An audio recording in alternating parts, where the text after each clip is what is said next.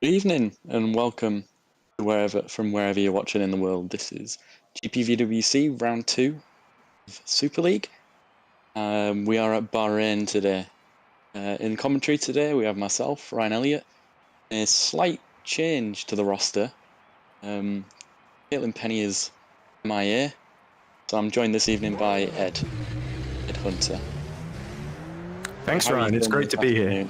Well, sorry, I just talked over you. That's not a good start. But anyway, after a great first round in Imola, we're here in Bahrain, and we're going to see all these big Super League teams, and it's a big promotion for me. The last thing I did was Academy, which is kind of small potatoes compared to this, but still a lot of great drivers in both series, and a lot of great teams in particular too. So Bahrain, very hard on the rear tyres, lots of constant radius corners, and it's going to be a big moment in the calendar, I guess, for teams to recover from round one or alternatively extend their lead. Exactly. We're coming off the back of a fantastic Grand Prix.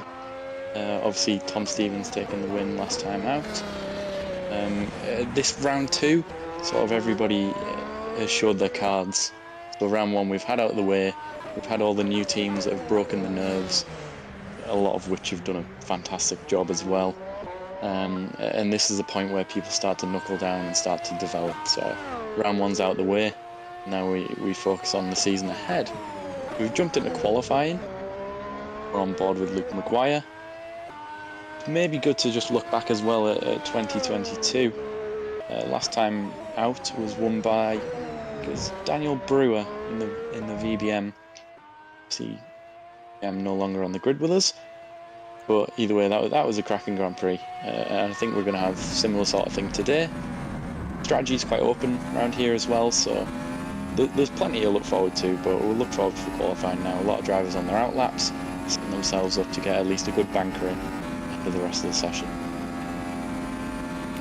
Exactly, and we all remember how Imola ended as well a few weeks ago with Jake Dennehan just being pipped by Tom Stevens at the end as well with a few laps to go, which was a pretty thrilling end to that opening race of the season. So Dennehan, who is sort of been riding the crest of a wave, won the Race of Champions, of course, end of last year, won the Formula Sim Racing, a stock car championship, has been sort of making way, and I think he also won Academy, I think, the year before that as well. So Dennehan very much looking to strike back, and Tom Stevens himself, no slouch, of course, also promoted to, I think, along with Dennehan, into the FSR World Championship, as well as one of the big names in GPVWC. But yeah, Super League, it's so great to see these drivers at high levels. We see Luke Maguire in the middle of his lap, and of course, I think because he's first out, he set purple time in the first sector. So let's see where this lap is going to filter him out, because Jake Dennehan, I think, has already just beaten it with a 27.371 in the first sector on his flying lap.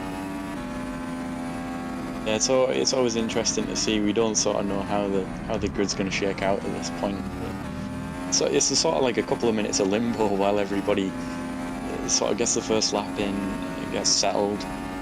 You know, these guys have been practicing for the last 2 weeks, but there's nothing like the nerves of that first lap in qualifying. As we see Luke Maguire come across the line, still says purple sector 1 and 2, goes into P1 provisionally.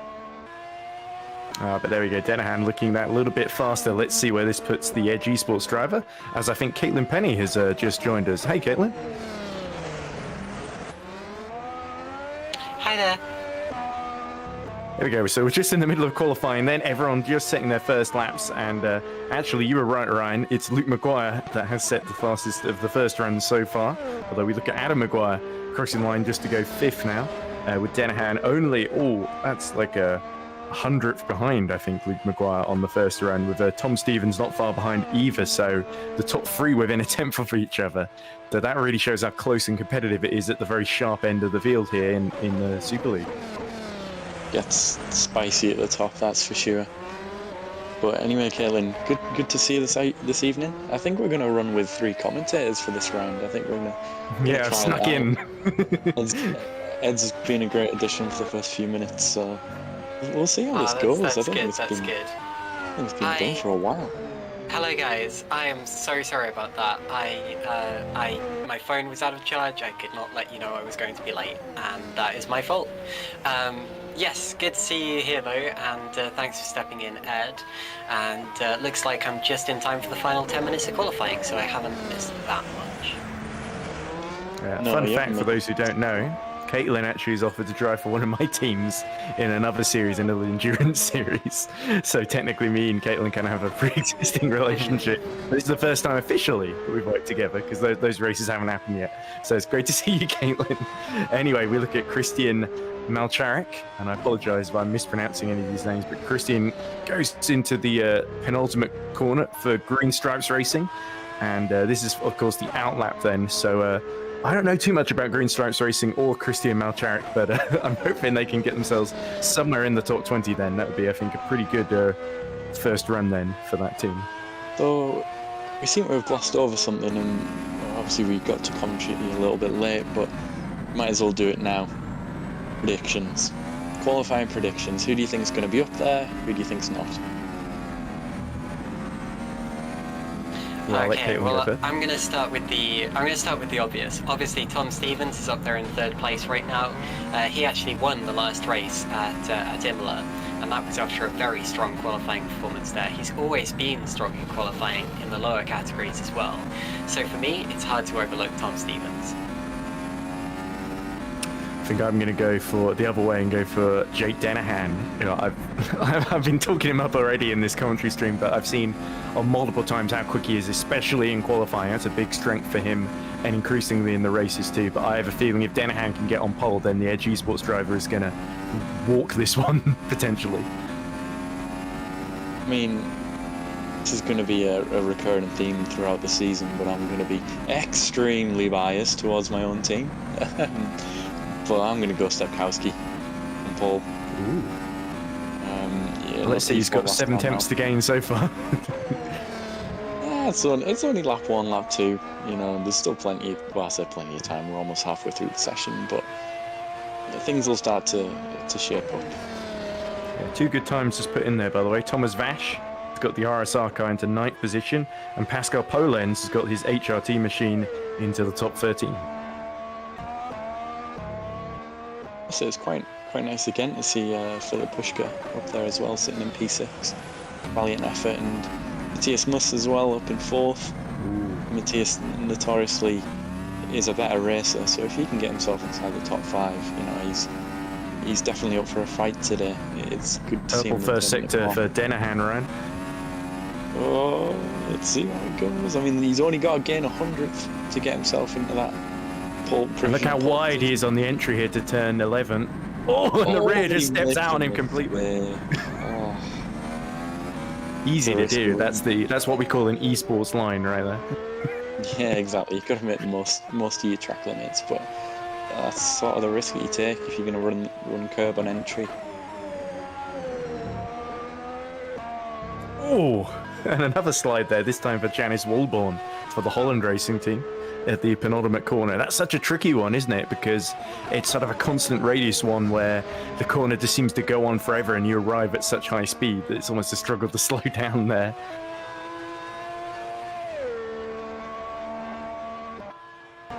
See, Janice Walborn doesn't improve, but we've got Morris Croft coming into the pits as well. It feels like a few people have been struggling towards the middle of this session. We haven't seen too many improvements, and we've seen quite a few mistakes between the drivers, but still plenty of time.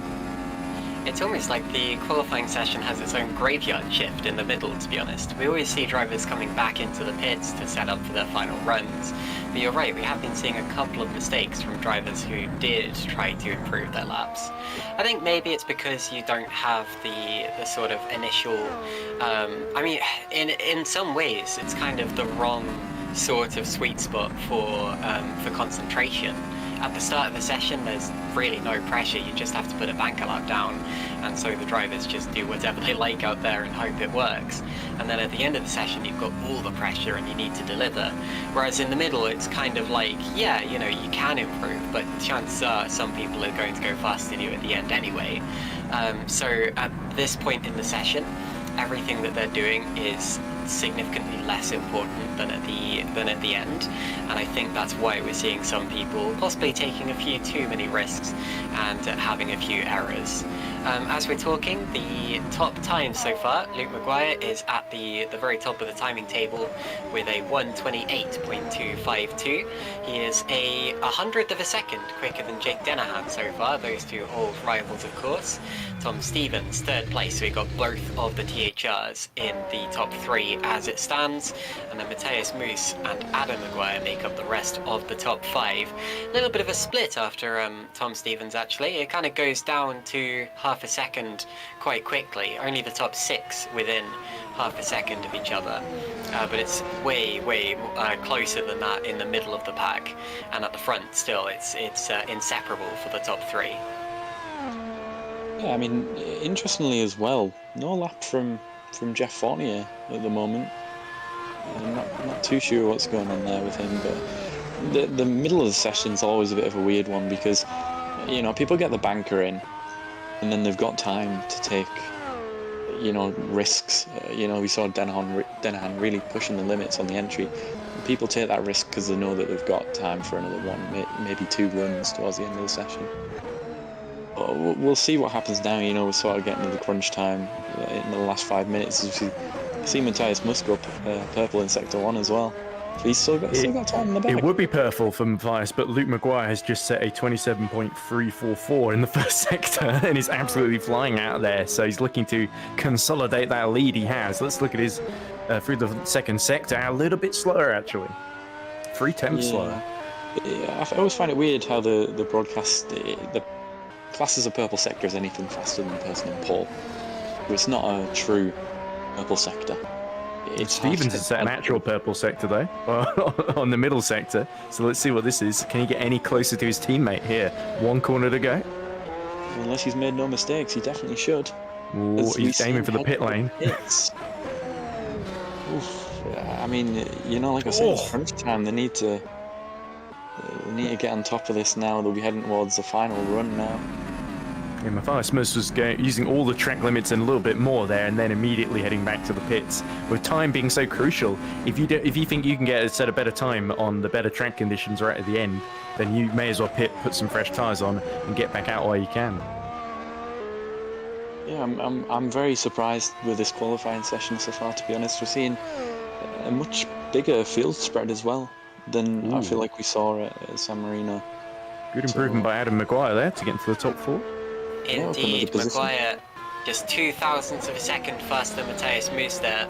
And I wanted to quickly jump in and say that Zolt Schukes has now become the 7th driver within half a second of the leading time. And he was 17th at the last race, so that's a big step up from Zolt Schukes in the Adonis car as we talk. Here's Jukka-Pekka Lalu, middle sector, and coming towards the end of this particular lap, and it's looking like a good one actually. This will definitely be within half a second of the leader if he hooks the final corner up. And I know that's a very arbitrary number that I keep going on about, but that would put him on the front 4 rows of the grid at least. It could be even better actually as he accelerates towards the line, opens the DRS, and Lalu goes P7 there, and pips the Zolt Schukes lap that I was just talking about, and actually Robin Pansar now comes in and pips him by 2 thousandths of a second too. Yeah, very close. They're all just changing, having goes at setting the 7th fastest lap time there. But the more they do it, the closer they get to 6th as well. So Frelik Push is going to feel a little bit under threat in a minute, I think.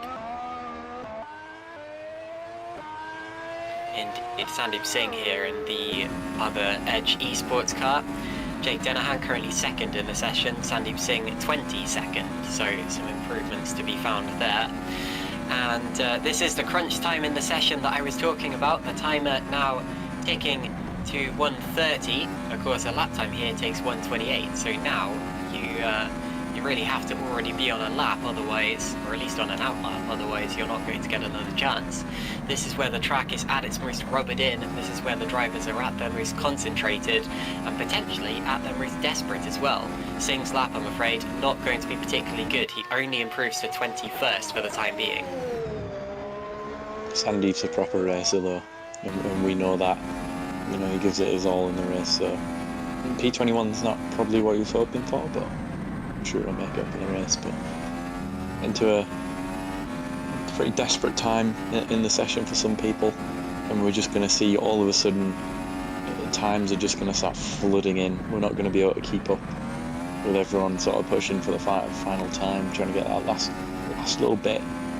You know, if you look how close, it's like 2/10 splitting probably 10 guys between, what's that, 6th and all the way down to sort of like 15th. It's crazy, absolutely crazy.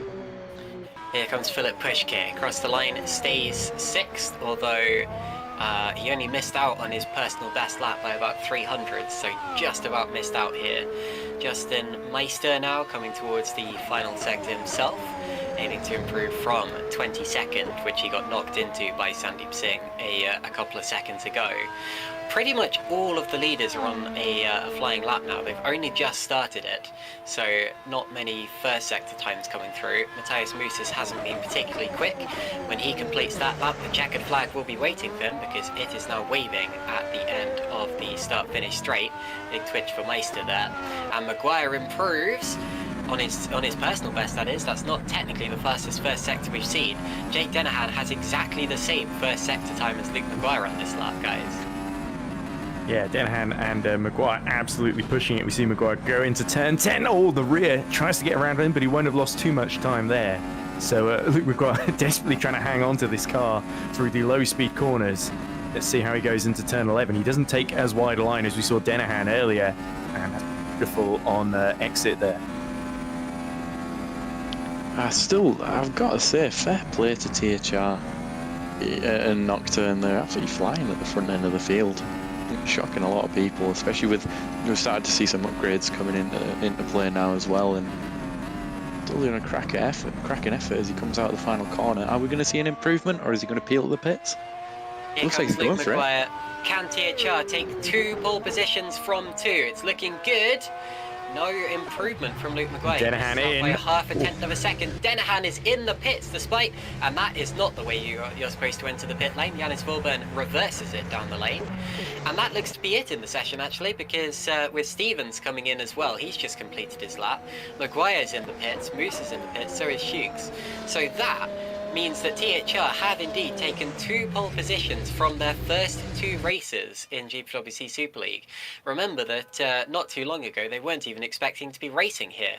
Now they're top of the standings with Nocturne and THR, and top of the session as well. THR won 3.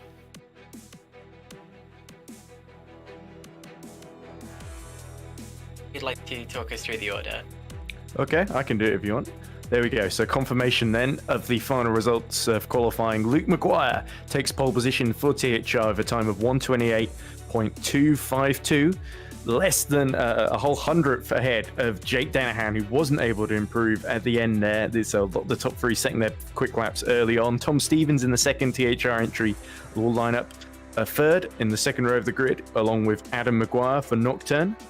Then it is Matthias Moose for the Red Archer Virtual Racing Team in 5th, ahead of Hungarian Zoltzuks for Adonis Engineering. In 7th, it's Philip Pushk for Stax Racing, ahead of Jan Grankvist in the Super Venturi.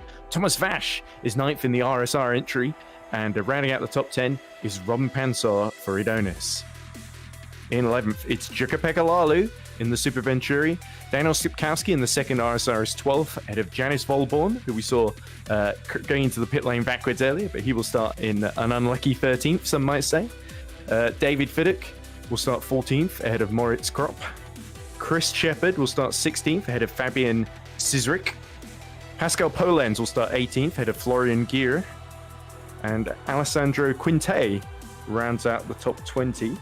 Then the last 6 positions on the grid are made up of Sandeep Singh for AG Sports, Justin Meister for Mode Auto Concepts, Jeffrey Fournier for Epic Racing Team ahead of his teammate Hygo Poom, Christian Malcharik for Green Stripes Racing, and bringing up the rear is Andrea Catalani for Pescara ADG. Fantastic stuff then from qualifying in Super League. We're going to stay live all the way through the warm-up and discuss some of the talking points heading into the second race of the 2023 season. Of course, it's worth pointing out that it's a different THR on pole position this time. Last time out, Tom Stevens took pole for his very first, not his first Super League race, but his first Super League race with THR themselves. And now, of course, Luke Maguire showing that he can be just as competitive. He was very competitive in Imola. Unfortunately ended up crashing out after having an incident earlier on in the lap and then colliding with Yannis Vorburn on his way back to the pits. We're being updated in the YouTube chat that apparently Sandeep Singh didn't even know if he'd be racing until half an hour ago. So I think I was a little bit It's kind of like me doing commentary, Caitlin. Yes, sorry. So I think I was a little bit harsh on Sandeep, considering, I mean, 21st place. Sure, it's not where he would like to be, but like I said, with pretty much no practice. We did Super League Lights as well. Don't forget. He did do Super League Lights, which is a similar car. No major differences between them. But of course, you've got a different. It's slightly different upgrades here, and it's a different context, and you know, it's a more competitive grid in general, with no disrespect to the Super League Lights guys. So not bad there, 21st on the grid. I must say it's a qualifying session that shocked me again. You know, some of the names that are up there this year it's fascinating to see. It's amazing how some people sort of just come on, like all it takes is a good mod or a good engineer behind you to get things working. And some of the names up there, it's good to see. I mean, Pushka as well. I mean, where did he end up? Was it P6 in the end, or did he drop? He was P6. I think Zux might have just got him. I think he might be P7, if I remember me reading out the grid a few minutes ago correctly. Either way, around about there, he smashed it. Obviously, he is a former champion back in the day, but it's taken him sort of a year to get back into it with stacks, and he's flying, absolutely flying. Pushka evolved. Yes, Pushka was 7th today, only just off 6th place. He was 6th last time out in San Marino, that is in qualifying there, and unfortunately dropped back to 11th in the race. But even so, I mean, it does look a lot more like the Pushka evolved than the Pushka we saw last season. Just a rundown of how things stand after Imola. It was understandably the Nocturne and THR drivers that came to the fore in Imola, with Tom Stevens winning his first Super League race for the team, and of course the team's first Super League race outright. Very, very strong performance from Tom Stevens, and it was a tense race too, came down to the last few laps. Jake Dennehan was 2nd for Edge Esports, and Edge sit 3rd in the championship as it stands. Nocturne, of course, had Adam Maguire and Moritz Kropp, who finished 3rd and 5th respectively. And the rest of the front runners, we had Daniel Stepkovsky 4th place. He brings Powered by RSR up to 4th in the standings, along with the few points that Thomas Rock scored, and Super Venturi are 5th in the team standings, with Jan Grankvist and Jakub Lalu, after they themselves got both cars into the top 10. So those are the teams that will be feeling strong after Imola. Here in Bahrain, though, like you said, a slightly confusing qualifying session on some parts of the grid, but you still see the usual suspects up the top with THR, Edge, Nocturne, etc. And it's really going to be in the race where the changes start to happen and the drivers start to have a real impact on how things stand. But yes, Imola. If Imola was anything to go by, then today we're going to have to keep a third eye out for strategy, and another one for where battles are forming, because Tom Stevens came out of absolutely nowhere towards the end of the race due to his superior strategy and ended up winning. So keep your eye on that today, guys. We'll see if we can catch it. I don't know about you, Caitlin, but I've only got 2 eyes, so I don't know where the third one's going to come from. But anyway, I think strategy is going to be very important over the, what was it, 57 laps, was it? Yes. Yeah, there we go. I think we do have a third eye today, Brian. His name's Ed. yeah. Well, that puts 6 in total. But one thing to mention as well, the results from Imola are still provisional as well. We've been told by the DC committee that it's not going to impact any starting positions from the reports that they had today, so there's going to be no grid penalties, but there is still a possibility that there will be some time applied some drivers, so then points are still a bit provisional. But it's interesting to see as well. Obviously, this is our first round where we've had a set of upgrades come through. A few different paths taken. A lot of teams, almost all, going with body drag, and then from then onwards, obviously everybody's chosen pit crew for tyre change as well. But there's a mixture of rear wing from that is Red Archer, RSR, our team, THR and Super Venturi. Diffuser is sort of a different path that Edge, HRT, Adonis, Stacks and Mode have taken. Chassis weight, again, that has gone, only 2 teams gone for that option, being Stacks and Pescara. Then components is Epic and Mode. So there's a little bit of variety in there, a lot of them going for body drag, and diffuser and rear wing being the most popular of the other upgrades. We might see that, you know, play into effect today.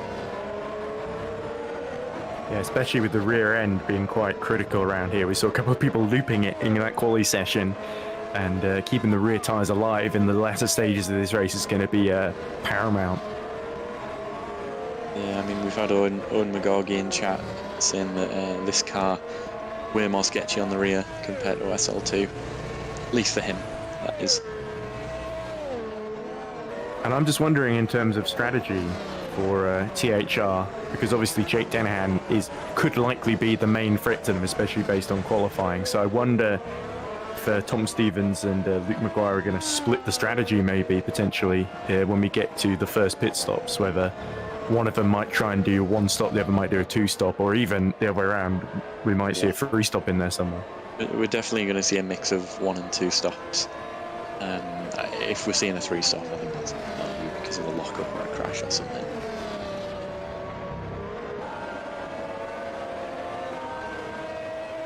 Indeed, so we've just got 2.5 minutes left in the warm-up session now. Not long to go until the start of the second race of the season. Guys, I was wondering about the difference between the Bahrain circuit and Imola and how that's going to impact the race, because obviously these are very different circuits. Imola, of course, you've got a bit of hill, there is a lot less margin for error. I personally find them both quite fun, but in very different ways. Bahrain's kind of a half and half sort of circuit. Are we going to be seeing vastly different strategies as a result of that? And is the racing itself going to look any different, do you think? I think so. I think definitely strategy is going to be, I might even say a little bit bigger, a bit more prominent in this race. Rear wear's quite high. Yeah, it's one of them. You know, there's a lot more escape. So you know, if people run wide, it's not like Imola where you're standing for a wall. If you're gonna go wide, you almost kind of just got to let the car do its thing instead of trying to correct it. Better off just letting it run wide. But I think there's going to be a good mix of this 1 and 2 stop strategy. I think is quite tight between which is stop preferred. So you're going to see a lot of people just taking a risk. You know, we're at that point in the season, we're only at the very start, where take a lot more calculated risks, even for the people at the top of the field. And what you yes, think, and sorry, it's even there's 3 people, so it's very difficult not to talk over each other. But 2 things come to mind really. Imola, a little bit trickier to overtake at Imola, in my opinion, in terms of that there's not too many big, long braking zones. Whereas Bahrain, you've got, let's say, turn 3 is a good one. You can maybe even turn 10 or 11, turn 1 with the DRS zone as well. A lot of good spots you can use to get through people, whereas Imola, you sort of got to take advantage of traffic or make an opportunity happen. The other big thing, as we wait the warm-up just a few seconds from ending now, track temperature a lot higher. It tends to be at Bahrain. At the moment in this warm-up, track temp's 49 degrees Celsius, ambient temp's 24 temperature, so no sign of rain on the horizon in my opinion. So we won't see any wet tyres in action, obviously, but with the higher temperatures, I think that might be interesting to see just how long the stints go, if it affects tyre life, especially we might see a couple of people going for some of the harder compounds here.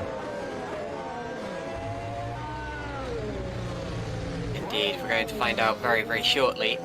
I guess another thing to remember is that the top 10 have to start on the compound of tyre that they qualified on, whereas everyone further down has free choice. 11th place usually goes for something slightly different, although of course in Imola they proved me wrong. So it doesn't have to be. They're not obligated to start in any particular type of tyre. Here at Bahrain though, like you said, strategy is huge. It really does matter, because you can overtake here, but it's still difficult, and to be honest, it's the kind of track where you kind of wish there was a safety car to spice it all up a bit, get in the way of some of the team's strategies, but of course that would get in the way of fairness, so we don't do that. 57 laps here, and it should take us about 1 hour 35 minutes in total. Hold on to your hats, this one is going to be fascinating. We've got a prediction in the YouTube chat from Owen McGorgy. He says, THR 2-stop, soft, medium, medium, with both on the podium, but Jake Dennehan winning by half a second, incoming. So that's what he thinks. He's trying to manifest that, I think. I mean, I wouldn't be... So each of those individual predictions are very sensible. I think any of those predictions could absolutely happen. Half a second, yeah, we've seen that done before. I mean, sometimes when drivers get into a bit of a DRS train and can't pass each other, you get excruciatingly close finishes. So I think any of those predictions could happen. What is unlikely is all of them happening, of course. The law of probability will see to that. But I think those are some good predictions there, Owen. I'd be willing to take the odds on that. Sounds fairly reasonable. I'm going to predict. What am I going to predict? I'm going to jump on that. I'm going to say Dennehan. I went for Dennehan in qualifying and it didn't work. So anyway, it looks like warm-up laps in session then. So Luke McGuire leads the way. Indeed. Let's get the grid order up on the screen if we can. As you see the circuit for the last time before we go off in anger. There's Luke McGuire on pole position, Jake Dennehan second, Tom Stevens third, so THR with 2 cars in the top 4. And 3 if you count Nocturne, of course, Adam McGuire, Nocturne sister team. Matthias Moos, 5th place, very strong in qualifying still could win the race, honestly. Dolt Jukes, P6, then Philip Pushke and Jan Grankvist. Tomasz Wok, P9, Robin Pansar, P10, then Jukka-Pekka Lalu and Daniel Stepkowski. One of, or both of your drivers on that little frame there, Ryan. We've got Janis Vorburn, P13, then David Fidok, Moritz Kropp, and Chris Shepherd there, P16. Moving down, we've got Fabian Schierzik for Green Stripes, followed by Pascal Polans, Florian Gaia, and Alessandro Quinte for Pescara ADG. 21st place, Sandeep Singh, Edge Esports, then it's Justin Meister, Jeffrey Fournier and Hygo Poom, both the Epic Racing Team cars, lining up on the same row of the grid.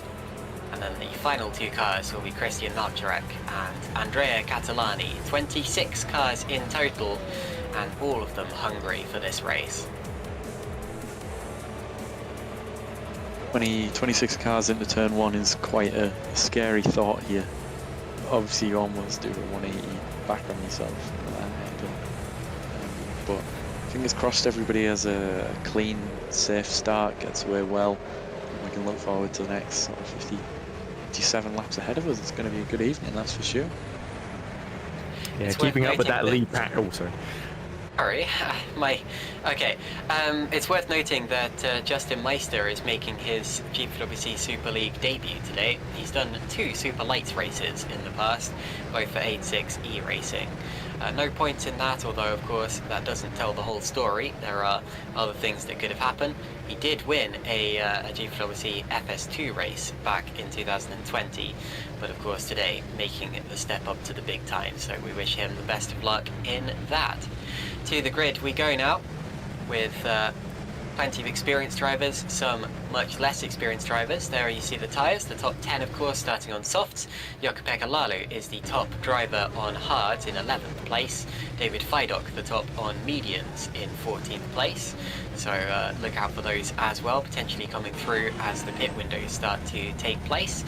And here is Andrea Catalani lining up on the grid. When he is in place, the lighting sequence can begin, and we can get ready for 57 laps of the Bahrain International Circuit. Let's wait for the lights. When they all go out, we'll be underway here in Bahrain. And here they come then. 3 lights, 4 lights, and 5. And it's go in Bahrain. GPVWC gets going for round 2 of the season, and that's a good start for the THR car, with Maguire moving over on Denahan, who might have kept his nose on the inside. Denahan has a good chance of taking the lead here. They're nearly leaning on each other. He's got the traction on the outside, but Maguire has the line. So Maguire leads from Denahan and then Stevens, just as it was in qualifying. Denahan coming back at him, now to the outside. This is up into turn 4. There is a lot of traction out there, but the road, he's just going to run out of road and nearly finds the curb. Now we head down through the sweepers. A couple of yellow flags flying. Hopefully everyone is through okay. I don't see any wings flying. Oh, I spoke way too soon for that. And that is Andrea Catalani from the back of the grid, who has unfortunately slammed into the barrier. Looks like there's 2 front wings there, so someone else may have been involved. Either that or his front wing is showing twice. Back to the front of the field. Like I said, Maguire leading from Denahan, Stevens, and then Adam Maguire and Matthias Moos. So the top 5 in the same order. Looks as if the first change of position is Tomasz Włoch making up a few places, Ryan. Yeah, good, clean-ish start to the race. At least none of the top guys affected so far. But obviously we've still got no DRS. DRS not activated yet. So all of this is going to be sort of raw battles. Do we see, who is that trying to go down the inside of Robin Pan's? Was that David Fidok? Yes, it was. So this is all going to be pretty raw racing. We really won't see too many overtakes for the first couple of laps, but clean start, better than I expected. Obviously we've got one person off so far. Yeah, Lando difficult start 10. for Pansar, it has to be said, because he dropped out of the top 10 now, and he was just being shuffled out at turn 4. So yeah, not ideal. Oh, and there's an incident with the Super Venturis. One of them ran wide to avoid the back of another car in front of them. Jan Grankvist there in 9th place, just ahead of Jukka-Pekka Lalu. I was just saying how Lalu's up into the top 10 now on those hard tyres. And we've got replays, very nice. These being provided by Szymon Frelik. Now that's Catalani running into the back of Justin Meister. So Meister unfortunately pitting on the very first lap of his Super League career after being run into by Catalani. And that is a strange place to run into the back of another car. And that was a spin for Hygo Poom. So Poom's been around. Now why did Meister slow? It looked like he slowed on the straight there and Catalani wasn't expecting it. That was very strange. Well, yeah, that was weird. I thought that was Catalani all day long until I saw that second replay. That was strange, but we're going to see here as Jan Grankvist. It looks like he must have just gets it wrong on the brakes. Oh, he was avoiding. That was very happy. Thomas Vash, essentially, yeah. But yeah, everyone's safe so far. Again, no changes. Quite processional so far. Seems like you can't fault Jake Denahan for trying on that first lap to get through Maguire. Maguire just had in the middle of the road. Just here's Stepkowski in trouble. He's being overtaken round the outside by Volberg. Indeed, down the straight they go, 13th and 14th position. Here's Fabian Schiertzig, he is in 14th, so this is 12th and 13th you're looking at. And they're going to go 3 wide on the straight now, heading down towards turn 1. This is a tight corner at the best of times, let alone when you put 3 cars through it. He's going to run out of road, and they all sort themselves out. Very nicely done, with Stepkowski 12th and Schiertzig and Volburn. At the back you've got Pansar and Fidok still battling, and they're nearly going 3 wide up into turn 4 now. DRS is active on this lap. You saw the rear wing flap open. There are 3 DRS zones on this track. You have the final corner down to the first corner. That's a touch, and they just about get away with it. Fidok down to 17th now, and that's Pascal Pollens coming through. We're about to see another DRS zone here. There's one on the exit of turn 9, another touch. How are they not spinning each other around at this point in time? And the third DRS zone that I didn't mention was from turn 3 up to turn 4, which we saw just now. And that was a mistake from Luke Maguire, and Jake Denahan takes the lead. Oh my goodness, I did not expect that from our leader. This is going to get spicy. Obviously, Maguire, well, there's 4 of them there with DRS, and it looks like Matthias must just be out of that DRS zone for now. But all it takes is these 4 a little bit scrappy. Obviously, Denahan is sort of a one-man army versus these 3 guys. Obviously, they're all working together under the same arm of, basically it's the same team. THR and Nocturne, as we see Maguire looking to the inside. I think's better off it this time. I think should just relax for now and see Pushka. Walk trying to go around the outside doesn't quite work this time for him. The top 4 should just honestly just keep the head down at this point in the race. If I was Maguire, I'd just sit behind, save tyres, and just enjoy the DRS and let Denahan do all the work. Indeed. So much for no overtaking, eh? Yes, now this is Luke Maguire making a mistake. We're about to see how this took place. He's on the curb on the outside, slightly gets on the curb on the outside, and it just skateboards out. It's like a rail slide, and through goes Jake Denahan. His heart would have absolutely sunk there. I know it's very early in the race and he's now with his teammate, but even so, that is not what you want to be doing. Adam Maguire now on the back of Tom Stevens as well. Stevens sandwich between the 2 Maguires, and up through the S's they go once again, keeping it well off the curbs this time. Unfortunately, Lee Davison saying in the YouTube chat that he thinks his drivers collided at the start, the 2 Epic drivers, and that's why we saw one of them going for a rotation, and why they're both quite badly affected here, a little way down the order. But luckily didn't seem to be much damage. They just went for a little spin and then carried on. Down the straight we go, more DRS. You see the flap open on the back of the rear wing. Down towards turn 1. This is normally an overtaking opportunity. You see Adam Maguire poking out of the slipstream of Tom Stevens there just to show him he's there, try to unsettle the rival up in front. Moritz Kropp now up into the top 10, passing Lalu, and makes that move stick rather nicely on the much softer and nicer tyres. Yeah, I think one thing that I will, I won't say guarantee, but obviously the hard runners unlikely going for a 1-stop. Obviously the people on soft and medium more likely to be 2-stoppers. Interested to see Stepkowski starting on a soft when he was outside the top 10 as well. But yes, yeah, just steady away for now. So Moritz Kropp is now the top driver on medium compound tyres, with Jakub Lalu still the top driver on hards. Of course, Fidok started as the top driver on medium, so you can see by that gap there how much Kropp has gained in relation to some of his other medium starting rivals. And Maguire, and he's hit the wall! Luke Maguire has hit the wall and lost his front wing. Not that long after losing the lead of the race, he's now lost even more than that, and he's going to lose the race at this rate. That is gutting for Luke Maguire. And it's happened at the same corner as well from earlier where he went off. Has it happened in the same way, maybe? And one thing to note as well is Enahan looks like he's broken that DRS. Has he? It's hard to tell. He's over a second ahead of Tom Stevens. But, oh man, that's going to be a crucial point. The rear wing wasn't open that time round for Stevens down the straight. I don't want to say this could be game over, but that is huge for the rest of this race. Indeed, there's Stepkowski now with Lalu going through. Now, actually, yeah, he has got through there on the outside. Very nice. He had to. Yeah, I see the chat reacting to what just happened. Here is Yanis Vorber now on the outside of Robin Panther. Oh, that was a big old wiggle. Nearly careered into the side of his rival in the braking zone. Gets away with it. 3 quite similarly liveried cars, nose to tail to nose here, with GSR, Adonis and HRT. Now I think we're going to see what happened to Luke Maguire. It's going to be at the end of this little straight here, as he goes up into the sweepers. If it's what happened before, then he's going to get over the curb and find his front wheels not touching the ground. It's earlier on in the corner. He's lost it on the entry curb, and he spun to the right-hand side. That is not an accident I normally see at that corner, but whatever the case, the outcome's the same. He's now last of the runners in this race.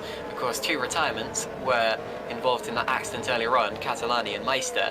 But yes, Luke Maguire, I'm afraid, last of the runners, down in 24th position. Oh, such an easy mistake to make, though, because you saw Danahan ahead doing a pretty similar line to the one he was doing in qualifying. And poor Luke Maguire tried something a bit similar, braked on the curb, and the car just became completely unstable at the rear. And that's potentially a completely compromised his race. Continued after pitting, he's continued on down in 24th position, then last in the field. But he could still recover because it's so early on, as we see Robin Panzar still fighting away for that 13th position with, that must be Szymon.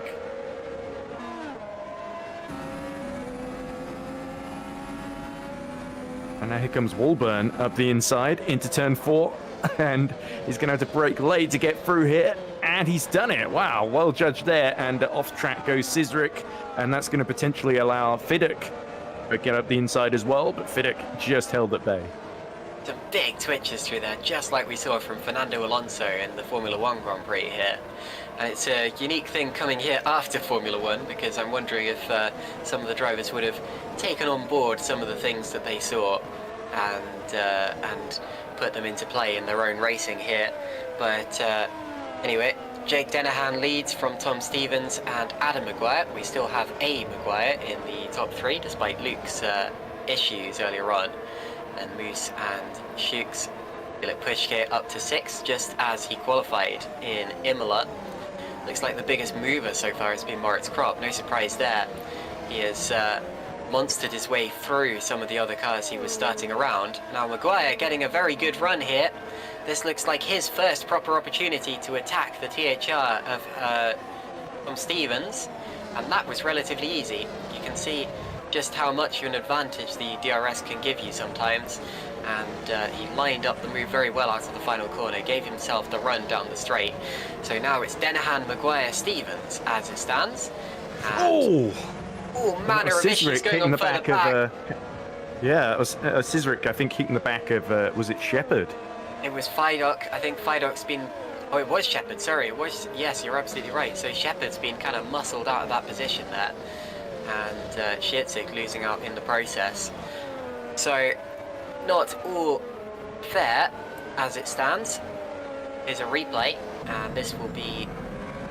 Well, this is what we just saw. So David Fidok is going to slipstream the car in front of him, and then it's all going to go a little bit pear-shaped down into the to the braking zone. Good driving from Shepard actually not to spin the car around. He leveled out the steering. There it is. And I mean, he knew the touch was coming, made sure he wasn't going to spin from it.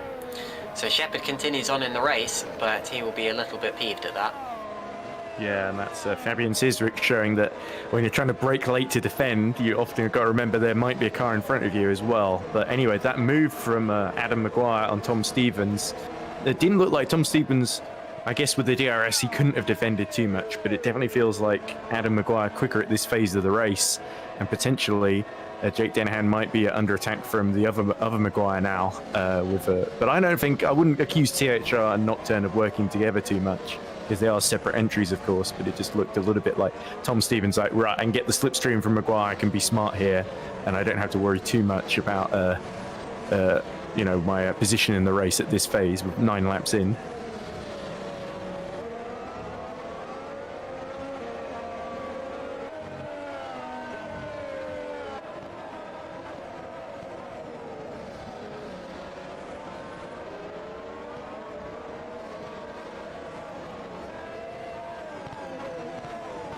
But anyway, Adam Maguire did set a purple first sector last time round and is within about a second now of Danahan. So he's certainly closed up and could well be in DRS range pretty soon. My apologies, I was muted there. I think in the background we got Moose and Shukes having a fight. That looked like they were going side by side down into the corner. Jolt 6 is up into 4th place now, so that is a move that's been made. Very nicely done for the Adonis engineering car. Now, what I was saying before was about Nocturne and THR. There will always be a slight bit of bias there, of course, because they are a similar entity. They're definitely partnered teams, although only so much as maybe Red Bull and Toro Rosso were back in the day. And I'm sure that if Stevens could put himself in front of Maguire now with minimal effort and minimal risk, then he absolutely would. But we'll see how that plays out in due time. Moose might well come back at Zolt Shukes here. He's got an overspeed, and now of course there's another DRS zone coming up, so it's not over yet just because they've reached the corner. He's got to get a good exit here. It won't be close enough, I don't think, but it's a rather wide corner up the top, so you never know for sure. There's Chris Shepherd just outside of the points after being slightly punted a couple of laps ago, attempting to get back past Fabian Schiertzik, who came into contact with him. 10 laps of this race already completed out of the 57 that we're on lap 10, so not quite 10 laps completed.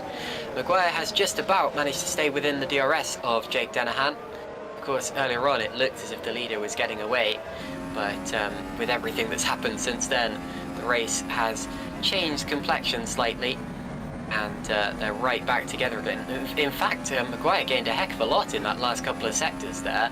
His first sector was about 0.3 of a second quicker. His second sector would have been about 2 seconds quicker. 0.2 quicker, sorry. So now he is right on the tail of Jake Dennehan, and depending on how the final corner goes here, this could be an opportunity. Well, happy I can rejoin you after I had some internet issues there. I think we missed everything exciting happening. As soon as we got that replay of Maguire going off, my internet went boom, dead. So I didn't even get to see what happened there. Oh, here comes Adam Maguire. Sorry, Ryan. Yeah, good move. He's darted to the inside. Last I saw, there was a 1.3 second gap. What's happened? What has happened with Dennehan? It has come right down. Adam Maguire has gone from 4th in the race to 1st now in the space of just a few laps. Moose in the background as well. Indeed. Making a move. Oh, Moose is back past Shooks now, so that's... Yeah. Yeah, these two have been fighting for the last couple of laps as well, and they've changed back again. But yeah, sorry, what you missed, Ryan, was that Maguire got past Stevens, and he's been on a real charge. It's almost like watching a freight train. Here's a replay of a freight train-like manoeuvre. This is Matthias Moose getting straight back past Schiertzik, just a lap or two after they swapped places in the first place, and I'm sure that's not the end of that battle because the DRS is making all the difference there. The top 3 are breaking away as we speak. On a curb being used by Jake, that's rather brave considering what we saw happen earlier on. And I think Alessandro Quinte is having an incident because there's yellow flags and he's dropping down the order. And oh, it's a big one. And Quinte will be out of the race easily with that one. Looks as if he lost a corner or two of his car, and we're about to see a replay of what happened. Might have involved Pascal Pollens. No, Pollens retired a couple of laps ago. I'm afraid Pollens is out now as well. I think that's Poom ahead of him, or is it a Jeffrey Fournier? It's going to be all by himself. Here he goes down through the S's and loses it over the curb. And that is very similar. Crash.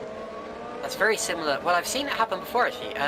Lewis Hamilton did that in practice for the 2008 Bahrain Grand Prix. Very, very late on the curb though. He was almost at the end of that rumble strip. Ooh. Early pit stop for Jan Grankvist now as well for Super Venturi. So that drops him outside the top 10 as Dennehan continues to try and get back on song of Adam Maguire. But Tom Stevens is getting involved now as well. Indeed, the top 3 separated by about 0.6 of a second across the start-finish line that time around. So as some falter, others fight. Jan Grankvist exits the pits in 21st position, not particularly clean road in front of him unfortunately. And we've got another big squabble of cars up the road. I hope a squabble of cars is the correct collective noun. I think it is with this bunch. Chris Shepherd, Yannis Forburn, and Fabian Schiertzik to the inside. It was a bit optimistic from Schiertzik.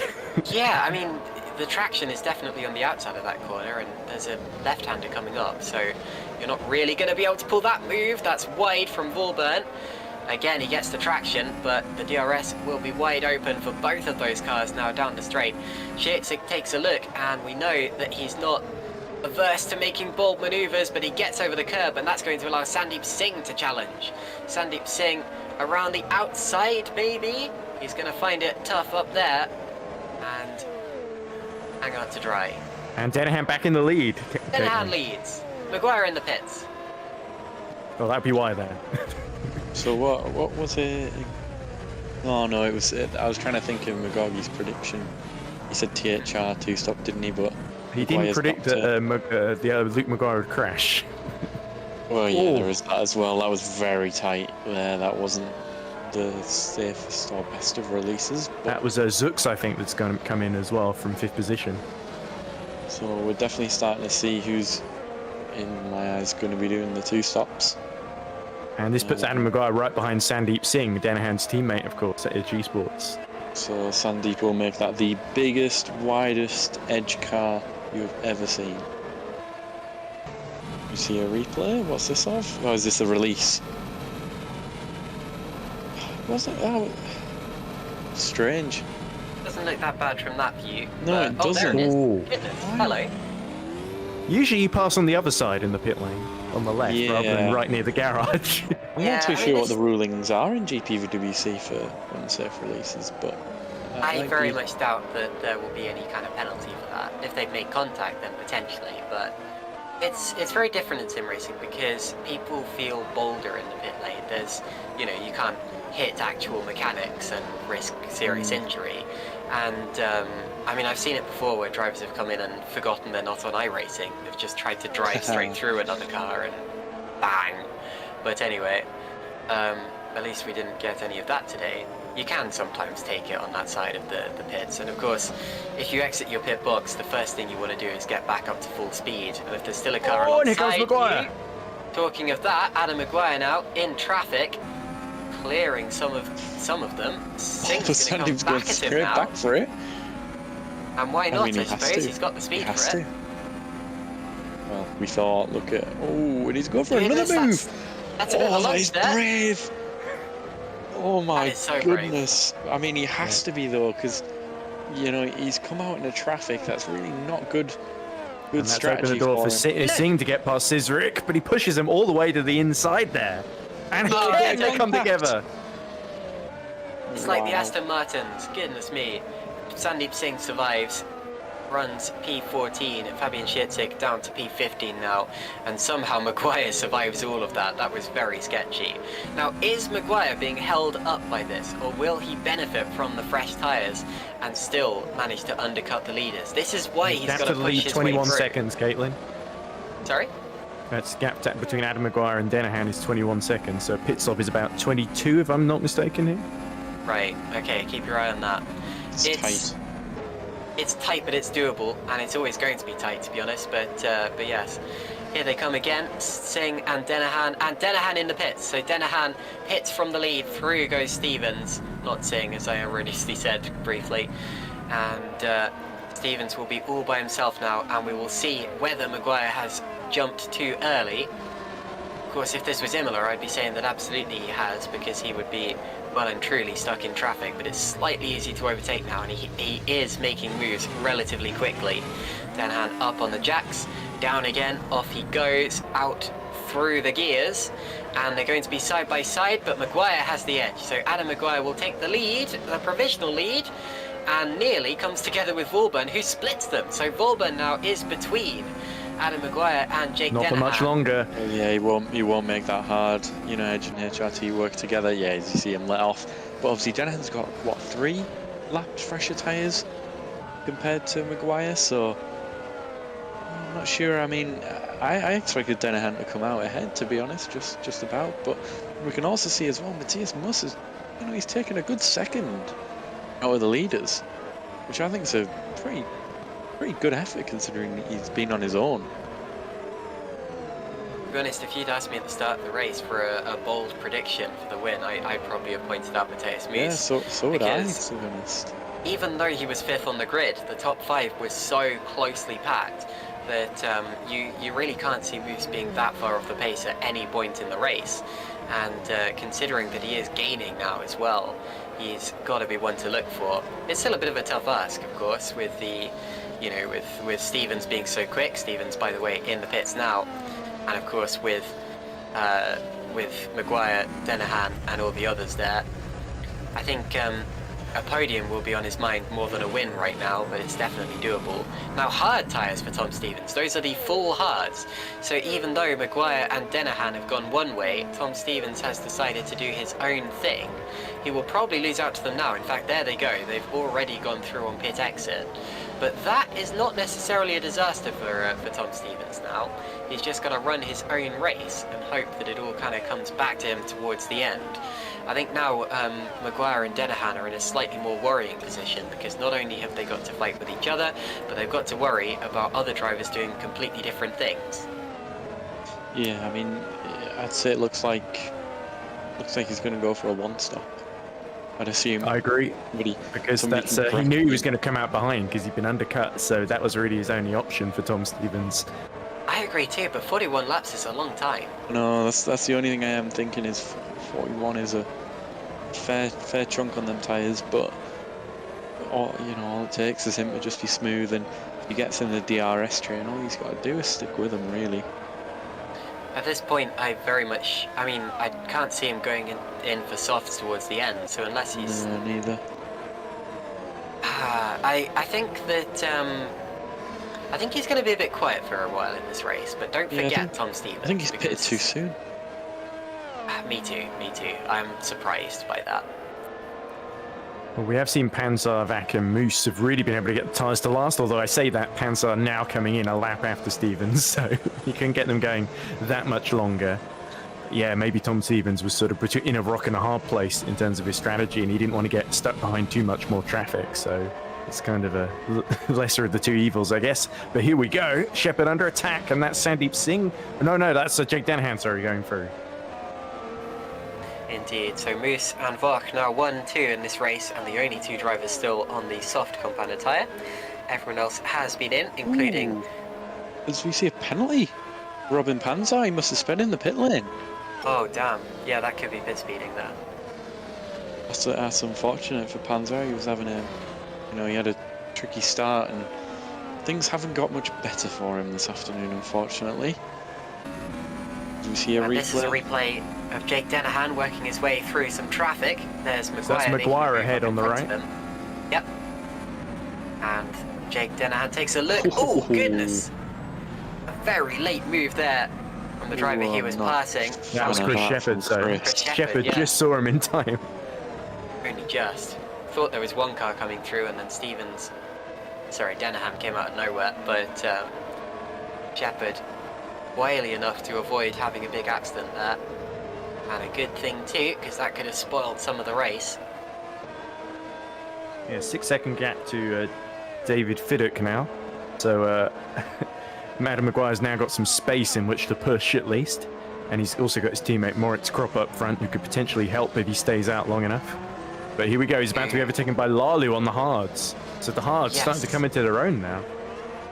Indeed they are, and of course Kropp would theoretically have been on the faster tyre towards the start of the race, so that's a bit of a change in form there. From Stevens now, passing Chris Shepherd himself. And there is Yannis Vorburn with Sandeep Singh. That's a bit of a twitch. Gets away with it.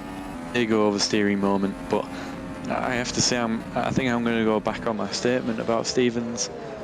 Looking at the way that Moose and Wack have stayed out on them softs, I think he might dart for the softs at the end. He might do a two-stop.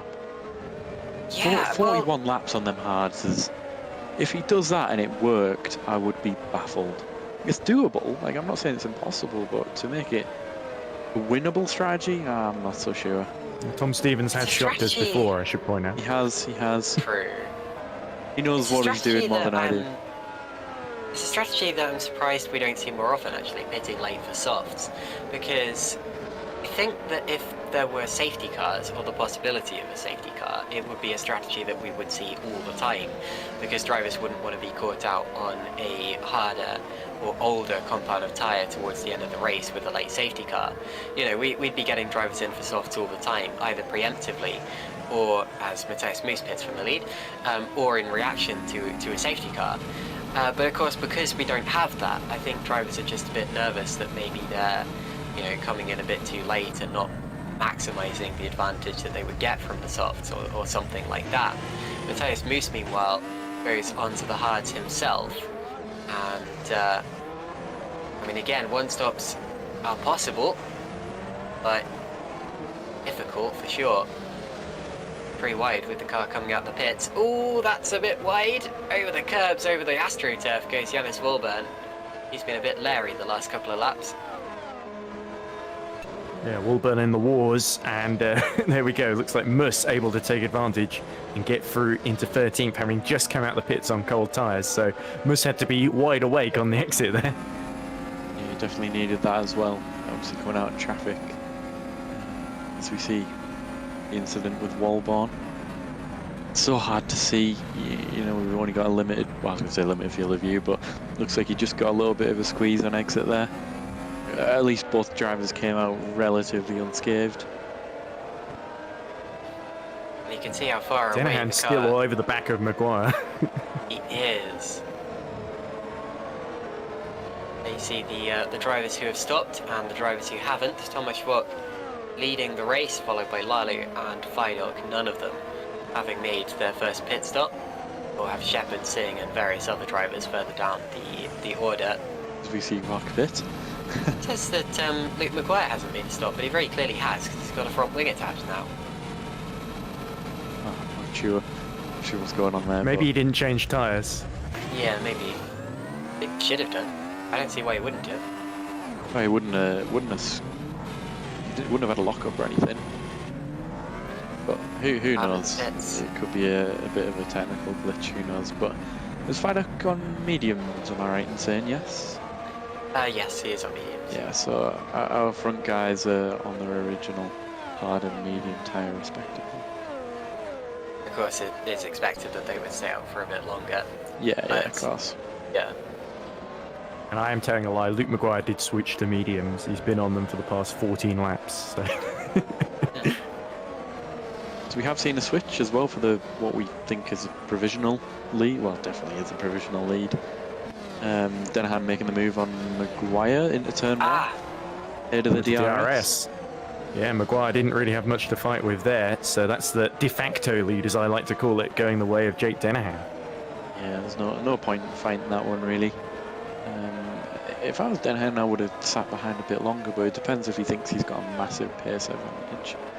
And I mean, say that, he's pulled a good 6/10, so maybe he does. Maybe he can break that DRS train and just clear off. Yeah, purple middle sector now for Denahan, so now he's released, as it were, and he's going to try and pull the gap a little bit to Adam Maguire behind him now. Down the straight they go. Adam Maguire trying to stick in the DRS range of Jake Denahan up in front. Tom Stevens in the background, actually going a lot quicker than I expected him to on those hard compound tyres. His last lap was faster than Adam Maguire's last lap. Then again, Maguire was being overtaken at one point. Jeffrey Fournier in the pits, as is another car, Robin Pansard just behind him. Both of them up on the jacks and then down again. Currently the fastest lap in this race is held by Jake Denahan himself. So Denahan not just looking quick and not just leading this race, but he is setting those fast laps too. Burning up that rubber, but of course still conserving his tyres as much as he feels necessary. Going to be a two-stop for these guys. They're absolutely going to have to stop again from those mediums onto presumably another set of mediums. And with Tom Stevens there, he would absolutely go through. The trouble then, of course, would be that Denahan and Maguire would be on much fresher and softer tyres. And the other question is, from Adam Maguire's point of view, is he going to try and undercut Jake Denahan again here, or is he going to try and stay out longer and hope that he can come out ahead of Denahan? It's because you could see the argument either way when it comes to the second stop for mediums, if that indeed is the strategy here. The undercut's just, it seems a little bit risky around here. It doesn't seem to be paying off as much as we see at some other tracks. The gaps haven't been as big. There's been a lot of traffic as well so far, at least. So maybe the undercut will be stronger for a second pit stop if people have clearer track, but there's been too much traffic to see it work properly. Oh, there's Shooks and Moose. This fight has been going on the entire way through the race so far. Shooks is back ahead, goodness me. And actually, just as I say that, oh, here we go again, goes to the outside. They're catching traffic very quickly. Whoa. Alarmingly quickly deep, into the isn't braking zone. And back through goes Shooks. Yeah, sorry, as I was talking about Jake Dennehan having the fastest lap, I noticed that actually Maguire has it by 0.02 of a second. So, you know, like I said, they're not just close on the track. They know what they're up to. Is Jake Dennehan himself 1.4 seconds ahead of Maguire now, so he's broken clear of the DRS and has nearly got it from Jukka-Pekka Laulu up the road. He'll have it before long if Laulu doesn't decide to pit, which he probably will soon. And someone else who might have the DRS soon is Tom Stevens. Seems like he's getting just ever so slightly closer. I don't know if I'm just seeing things, but he's just there. He's just there, which is exactly what he needs to do on them hard tyres. In fact, Stevens is going faster now than he was on the soft tyres. I don't really... He'll be burning fuel, won't he? Yes, yeah, he'll be on a slightly lighter car now, and the track's also a bit more rubbered in potentially, but even so, you know, these tyres are 2 degrees like softer, and I think, I mean, is there a chance he's pushing too hard at this point? It's always got to be in the back of your mind. Never know, he might go soft, hard, and medium. I highly doubt, but... The Trinity. Fiddick on the newly put on mediums. Oh! And that's spinning out. That is Moritz Krop. Oh dear, losing both wings as well. And that is, dare I say, Nikita Mazepin style incident there, because that's exactly where Mazepin crashed, I think. Some years ago. Yes, very similar. Looking like a Formula Ford car there. Very similar accident. So he was just overtaken, went offline, and then the rear completely stepped out on him over the curb. So here we go. Happens on the outside. Oh! I tell you what, he didn't have the kind of twitchy switchback that Mazepin had. It was more like Max Verstappen in qualifying for the 2018 Bahrain Grand Prix, if you remember that. Ah, very true, actually. Where he had a bit That's of a more flattering comparison for Moritz as well. I mean, anyway. Dutch youngster, so... And here comes Jake Dennehan for the lead. Jukka-Pekka Laulu can do absolutely nothing about that as Dennehan flies through. He is up the road, isn't he? He's absolutely flying at this point. Now, earlier on, of course, when Maguire cleared Stevens, it was a bit of a bottleneck moment where it was like the cork had been popped and he was gaining and flew straight past and then nearly got up the road. Didn't quite. Dennehan didn't let him, and now it's kind of swung back in the other direction. That could have been a crucial point in the race because now Dennehan has the upper hand. As there is Sandeep Singh. Briefly into the points, actually. Definitely stands a chance of points today. He's going to come out in 15th, is he? Very nice. You were saying he was a racer. Sandeep, he just, he's always seems to be an emergency driver for the Edge or Reserve or whatever he is. And he always does the job. You know, he's not, don't get me wrong, he's not quite up there with Dennehan, but stepping in with such late notice, he always just brings back a couple of points, which is, crucial in a championship that's so tight. It's a good old-fashioned super sub, Nico Hulkenberg style. Yes. Yeah, exactly. Good to see Sandeep doing well, actually. Because after qualifying, you wouldn't have expected him to make too much progress, but he's clearly learning all the time and even helped Dennehan out a little bit by slightly holding up Adam Maguire, if only for about half a lap. But even on old tyres, that's still a pretty good effort because Maguire had to go all around the outside of him. He's a good driver and a good guy as well, former RSR driver back in Super League. Lights when that was a thing. Oh, and there he is making another move. Yeah, good on him. I'll tell you what, the top 3, obviously excluding Laulu, have flown away from the rest of the pack. There seems to be we thought Matthias was catching, but doesn't look that way now. And now Szysrik under attack from Fournier. And Fournier's through. Szysrik is twitching all over the road like a game of spin the bottle or something. Look like he's got much grip, but he's got DRS. That's a bit nerve-wracking. Szysrik leaving it late. Running wide to avoid. Yeah, well, earlier on, of course, he ran into the back of Chris Shepherd doing something like that. This time, of course, he's being a bit more proactive in avoiding the car directly in front of him.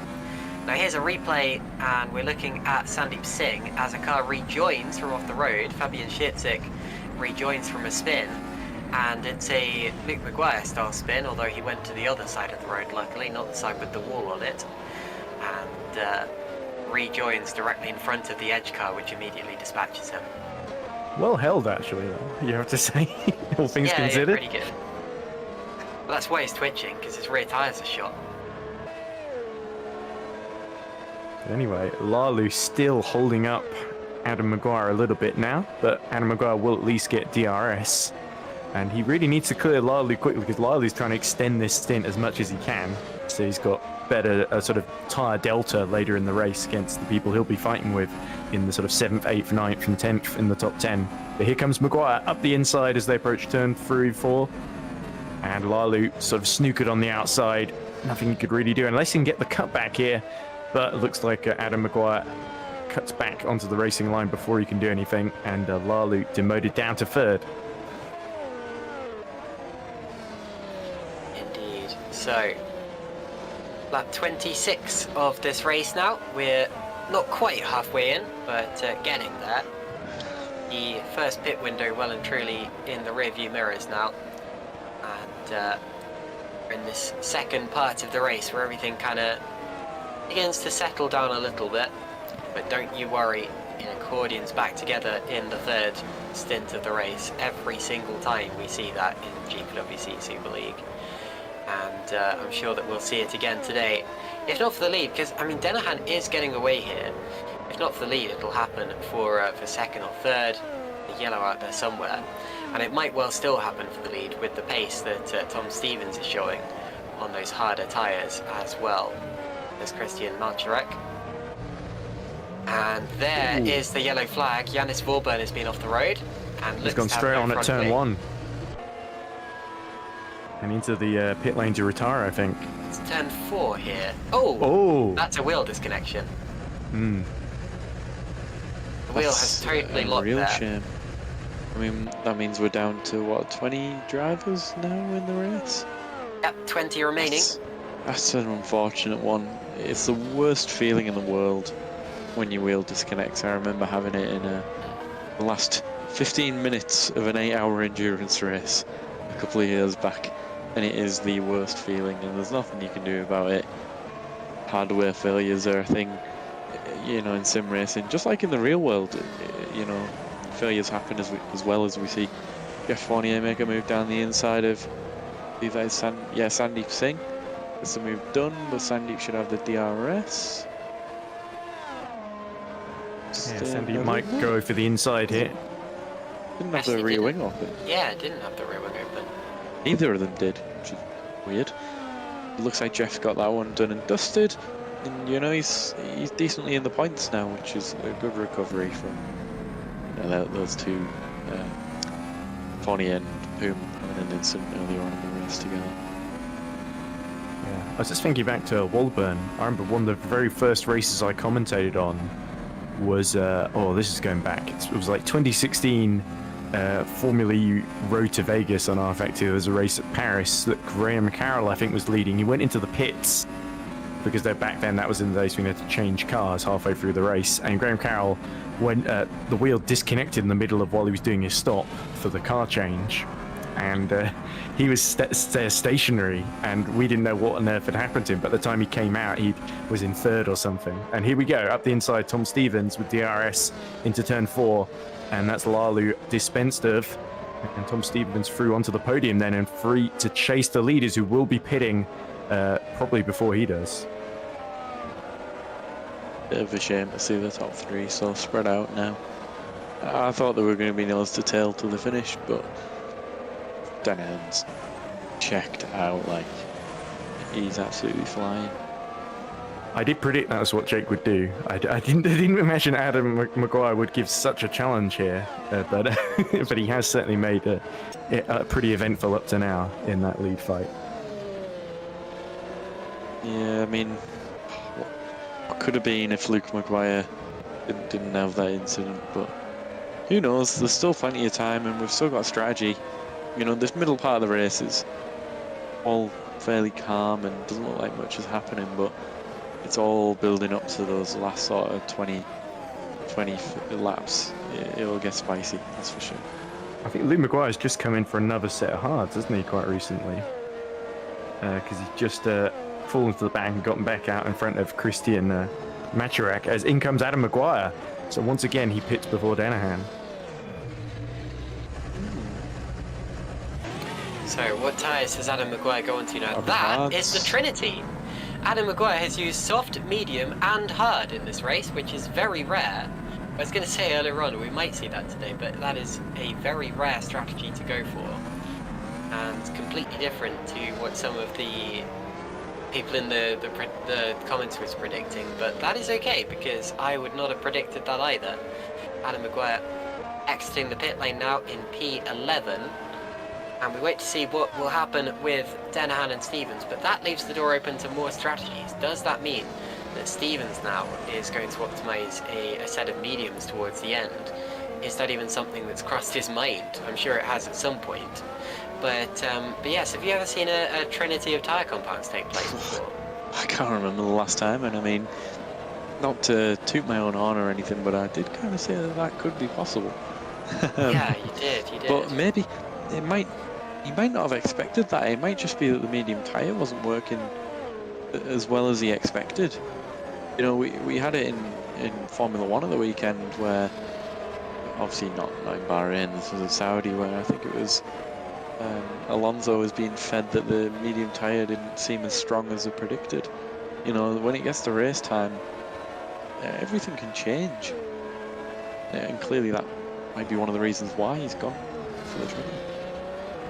Also tells me that Adam Maguire's worried about drop-off of tyre life at the end of the stint if he's gone for the hardest possible compound with 27 laps to go or so. Of course, now he's only got to use the intermediates and then the full wets to have used all tyres available to him. Yeah, I've commented on endurance races where I've seen pretty much all sorts of tyre, so I'm kind of cheating in terms of my commentary experience. I'm very much doubt we'll ever see a Grand Prix length race with all 5 compounds of tyre being used, but especially when I say not in the Middle East. Yeah, you know it's the it does seem unlikely. A wet race in Bahrain would be the worst thing in the world in terms of climate. They would not be prepared for that. But who knows? Maybe someone can tell me. Has there been a wet race ever in the history of, say, like Formula 1 where we've been in sort of Bahrain or Abu Dhabi, for example? It did rain in a practice session for Abu Dhabi once, I think. It was like the only rainfall they had all year. I remember there was a Formula E race in Saudi Arabia in Diriyah, the capital, I think, that also had qualifying was basically washed out because of it. Wow. And they couldn't do the sort of super pole at the end. They just had to do it based on the group stages. I think you might be right there. I did a qualifying session in the wet here at Bahrain once, but then the race was bone dry, so I don't know what happened there. The sun came out. Well, yeah. Well, obviously, these races traditionally being night races, but RF2 not being too friendly on the PC, night race being sort of impossible, as we see Friday taking a little bit of a peek to the inside on Stepkowski. Stepkowski not having the race I thought he would. He's made up some positions, but obviously a couple of people went off. Yeah, struggling, and Fidok's looking pretty on it. Yeah, Fidok actually pit fairly recently. I think only about what was it, 9 laps ago or something like that. Yeah, because I think Stepkowski's been on. Yeah, Stepkowski's been on his tyres. I think for about 15 laps. So there's a 6-lap delta there in favour of David Fidok. Yeah, looks like Jeff and Sandeep have just got their heads down, just going forward, chasing down Shepherd. I know Jeff and Chris are really good friends off the track in other leagues. In the same team, go along as teammates, so they'll probably it'll either go one way or the other. They'll either race each other like you've never seen before, or they'll be nice and gentle with each other. Now, I wonder why Denahan's extending so much. Is he going to try and go on another set of mediums here rather than the hards? I think that's what's going to give him the edge over Maguire in the final stint. Because I think that must be the only reason why he's not immediately responded to Adam Maguire pitting. Yeah, usually you see sort of instant responses of people pitting, but maybe they'll know something we don't. They'll have an engineer with them, sort of feeding back. He had like a 4-second gap, didn't he? Before Maguire pitted. It was something along those lines. So that's a little bit of time to react, but you don't want Maguire to get too much in the pit window. But he's 25 seconds down at the moment, so he's outside it currently. Getting it all back on you know, they'll know what they're doing, you'd hope. As we see David sort of starting to get held up, I think, as well. Yeah, well, that's the other thing. You know, well, we're maybe not being held up. We're not sure. We haven't seen it too close. What's his sort of gap ahead? He's got sort of 2 seconds ahead, so he's got... Yeah, he's got Frelik ahead of him, hasn't he? A little bit of clean air. He has got clean air, but the outlap hasn't been too great from the pit lane. Usually the outlaps and inlaps are crucial to making these strategies work. That's where all the time is gained and lost.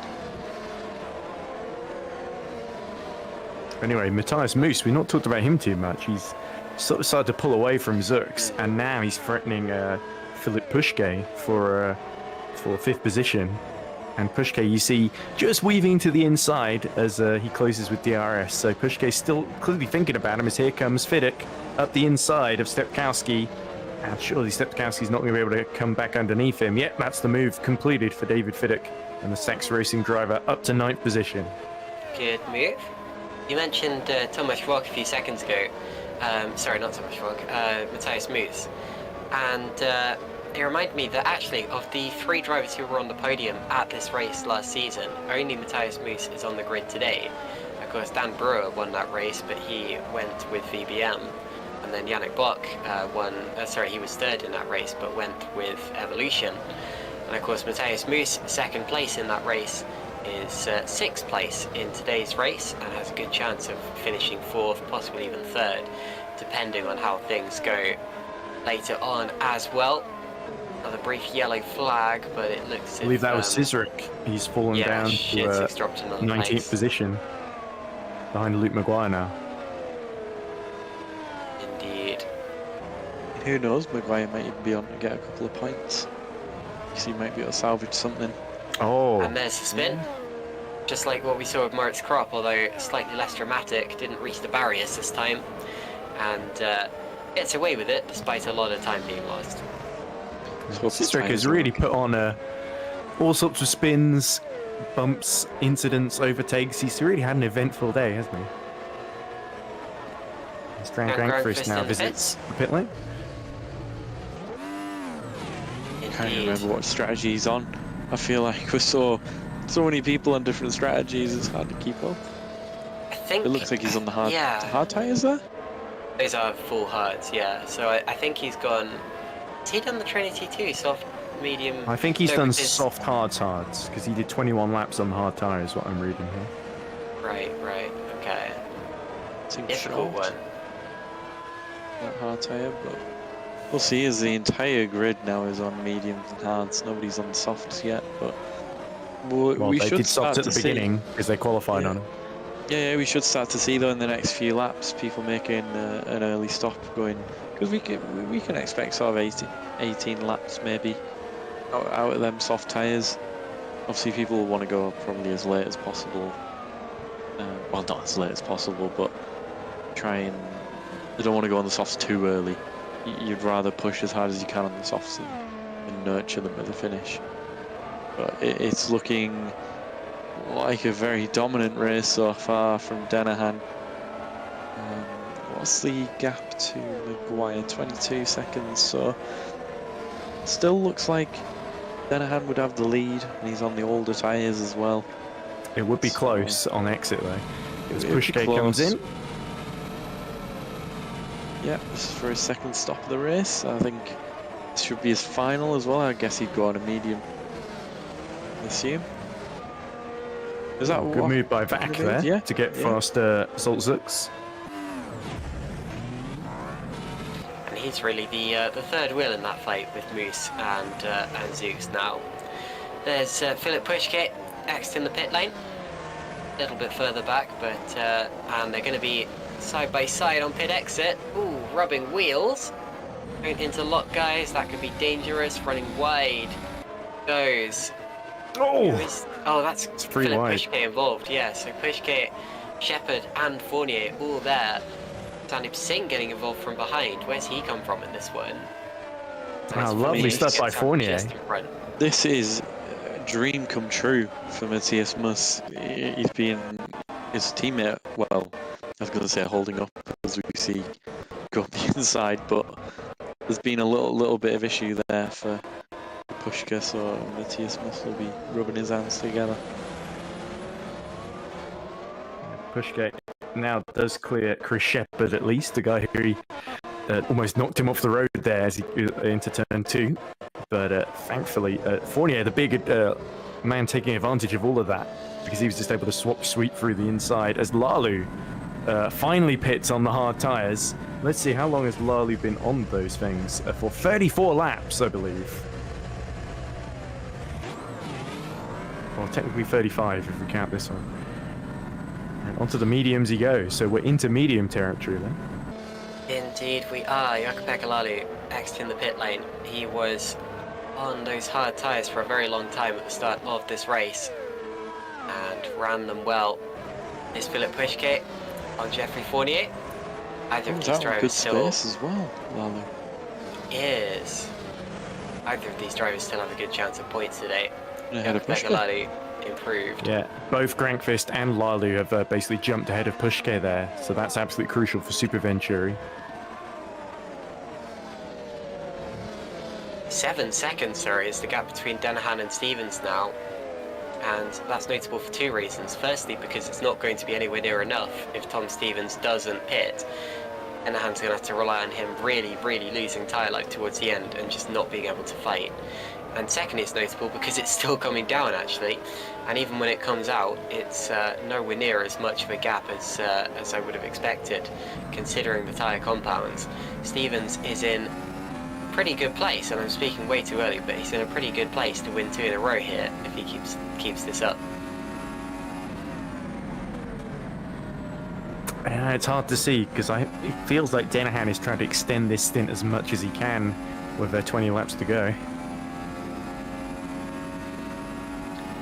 Fair enough, 20 laps to go indeed. Lap 37 out of 57 completed. Denahan leads by 7.8 seconds pretty much to Tom Stevens in second place. Matthias Moos third, then Tomasz Wog, Zoltschuk and David Fidok. Denahan and Fidok are the top 2 drivers on medium tyres. Most of the others around them are on hards. And actually not a single driver out on track right now has the soft compounded tyre. We're getting Pushke close has to the that fastest window. lap apparently. We are getting close to that window.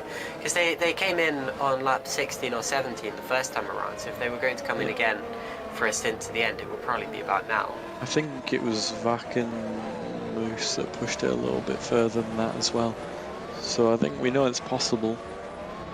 It's going to be from now onwards. We'll see people going for softs. I think all the people on track now are going to go, who haven't pitted already, will be going for softs. That's pretty much guaranteed, I'd say now. And if there's a chance of the teams doing the Trinity like we saw earlier, then yeah, who knows? I think we rarely see late softs, as Jake Denahan pits from the lead now. We rarely see late softs, but it's not certainly... Oh, he's going to go late softs, isn't he? I think with 19 Maybe. laps left in the race, I think he might well do it. Let's see what he does. It's about the right time for it, don't you think? Well, we'll find out in a second. It looks, That looks like another set of mediums. Okay, my apologies. But he can really push these mediums now, can't he? Yeah, He really I guess can, I'm that's not a going good to say I'm point. surprised, but with the gaps that he had, I would have held on a little bit Crucially, he longer. comes out ahead of Vac, though. And, He is with well ahead of Maguire here. Well ahead of There's 3 Maguire. cars. Exactly. 3 cars Yes. between himself and Maguire here. That's why I would have held on a bit longer for softs, but He knows what he's doing. I don't. I'm sat in the commentary box. He's sat as a provisional leader of this race. That's just under 3 seconds though between them when he came out though, so he was kind of fine. If he'd stayed out any longer, Maguire could potentially have jumped him, and definitely the likes of Vac and Zooks could as well. He can cruise now though. He can absolutely cruise to the finish. Just got to keep his head down, let everyone else run their race, and yeah, he should have it. I mean, I say that he's probably going to have to do an overtake on Moose, I'd imagine. Yeah, they're around about, what's that, 6/10 away from him, so should have DRS coming up on the next straight though. But what about Stevens? Don't forget Tom Stevens out there. Depends what he does. He's got to stay out now, doesn't he? Yeah, because if he stays, 11 seconds to get up to Moose, isn't it? If he stays, if Stevens goes for a one stop, I would have definitely rather have went in the softs if I was Denham. But we will see. We will see. I say that Stevens is having some time, quite a bit of time taking out of him just in that last sector alone. I don't might come back as Shooks. Decides better of it. These two not really on strategic par in this race. Dork Shooks has been fighting with Thomas Rock and Matthias Moose. Especially Matthias Moose, to be honest, although Moose is a little way down the road as we talk. And there is Jake Dennehan. At this stage in the race, it's still... Honestly, I'm not entirely sure he's going to win the race. I think Tom Stevens is looking strong. But Jake Dennehan, of course, has a completely different style of advantage, and it might depend on whether he can get past Moose quickly here as the race comes closer together towards the end. We're about to see a replay of something. This is Sandeep Singh on Chris Shepherd, I think? Yeah, I think it is. Indeed, to the inside. And goes through into P13. Sandeep Singh on his way to yet more points for NG Sports. Doing exactly what he needs to do. Yeah, this has turned into a pretty solid race for Edge, especially with Luke Maguire not doing so well for THR after his accident down in 16th at the moment. Edge looking to take advantage, especially with Dennehan, but also with Singh. As we see Dennehan now right on the back of Matthias Moose, and with DRS, this is going to be a cakewalk down the straight here. Yeah, and easy through peasy. He goes. Done way before even the braking zone, as we see Zoltschutz making another pit stop. Coming in for his final. Will he go on to softs is the question for me. We'll find out in a second. So the race you see for the lead is the race for the lead. 12 seconds between Tom Stevens and Jake Dennehan. Dennehan has got to absolutely fly to cover that off, and he can do on those medium tyres. Here's a replay now of Zoltschutz very nearly going That's Maguire wide. on the inside. With Maguire, Ooh, who I nudged don't him off like the that. road. And look at Maguire weaving there, he is not happy with it. Yeah, Maguire lucky he didn't get attacked by Stepkowski as well into turn one. I did think Stepkowski was getting really close, but yeah, I think Zeus was coming into the pits and the others didn't realise. Anyway, here's Luke Maguire into turn. Oh, I think we're watching the wrong Maguire there, sorry. Here we go, here's Adam. Oh, bumps the inside of Zooks twice there. Almost 3 times, yeah, and then tags him on exit there and just about collects. He's lucky he didn't get sent into the wall though. Zooks, Did the steering get damaged?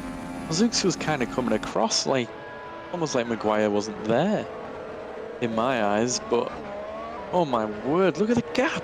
Look at the gap between Stevens and Dennehan. It's come down like 3 seconds. It's been decimated. That's what's happening to that gap.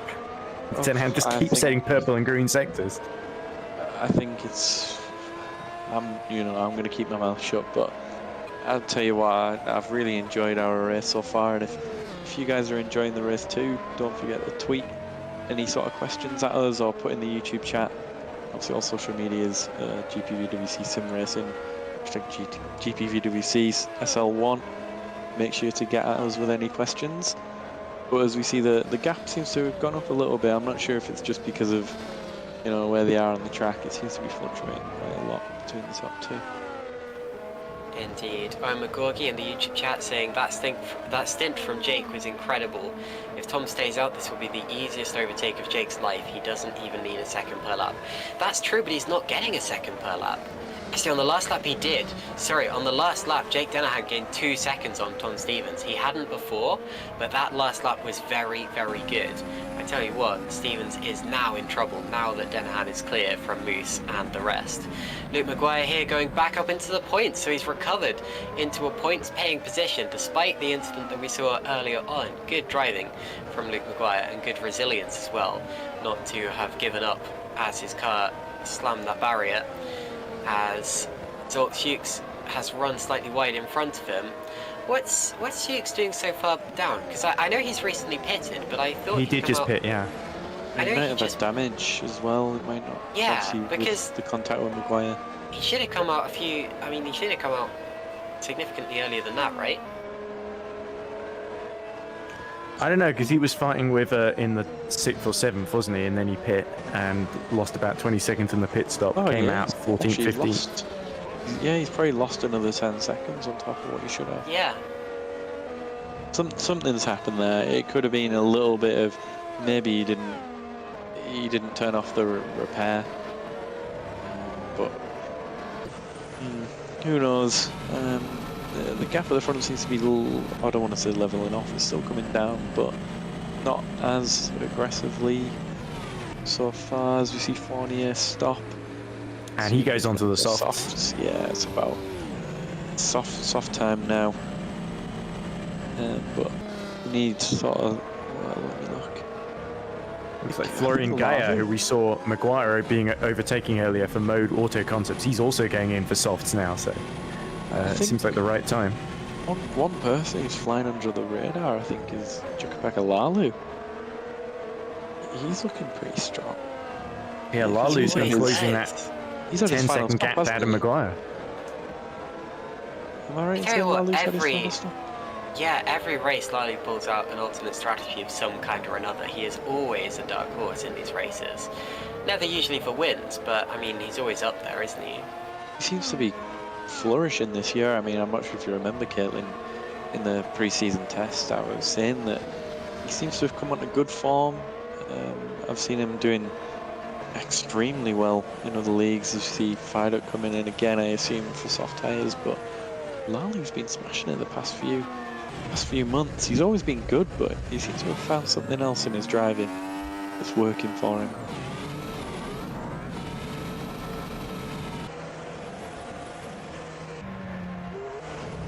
Indeed he does. There is David Fidok exiting the pits now, P11, just behind Sandeep Singh, who goes through on the road. And there is Chris Shepherd. Fidok and Shepherd know each other very well from racing for a good few years. They're going onto the straight, and actually Fidok's done the late soft strategy that I was talking about by the looks of things, and should theoretically be faster, but he needs to get up to speed first on those cold tyres, and when he does, he should be able to challenge for the top 10. David Fidok in the top 10 would be quite a story, considering he wasn't, until quite recently, he wasn't going to be on this grid. He retired partway through last season. Scored a point on his recovery, or his return rather, in Imola. But 10 points is, or 10th place is significantly more points than 15th is. You get 6 points for 10th place, which obviously is 6 times more than you would get for a 15th place finish. He can continue to climb up the field further if the race continues to go this direction. Now, I think Owen McCorkey may have called this right, actually. This is a real push from Jake Dennehan, now that he's free from Moose and the other cars around him, as we're about to see Fidok attempting to go up into top 10 past Sandeep Singh. But yes, I'm starting to feel that Owen may be right, and it might actually be a lot easier than we thought for Jake Dennehan to take the lead of this race back. We're going to focus on the Fidok Singh fight for the time being, because David is going through on the inside for Stax Racing, and that has put him up into the top 10 now. But yes, I do have a feeling that Dennehan is beginning to become a bit inevitable in this race now. You blink and he gains a second. It's ridiculous. His pace over Stevens is quite frightening. You know, if I was Stevens, I'd be looking at that delta now and just In my head, I'd be mentally defeated, you know. Well, Stevens is praying really that something happens to Denahan. Essentially, I think that's really his best chance. But Well, to be fair, he's we've putting learned in, that can happen. yeah, he's putting in a pretty spirited drive, Tom Stevens. But I think the problem is that Denahan has got him in his sights now, at 4 seconds behind, with still 12 laps to go. So I really don't. Yeah, 12 laps. I've got that right, haven't I? I really don't think Denahan he's not going to let Tom Stevens deny him on those old hard tyres. He's going to try. I think that was why he wanted to go for the mediums, wasn't it? So he could just keep pushing as much as he can.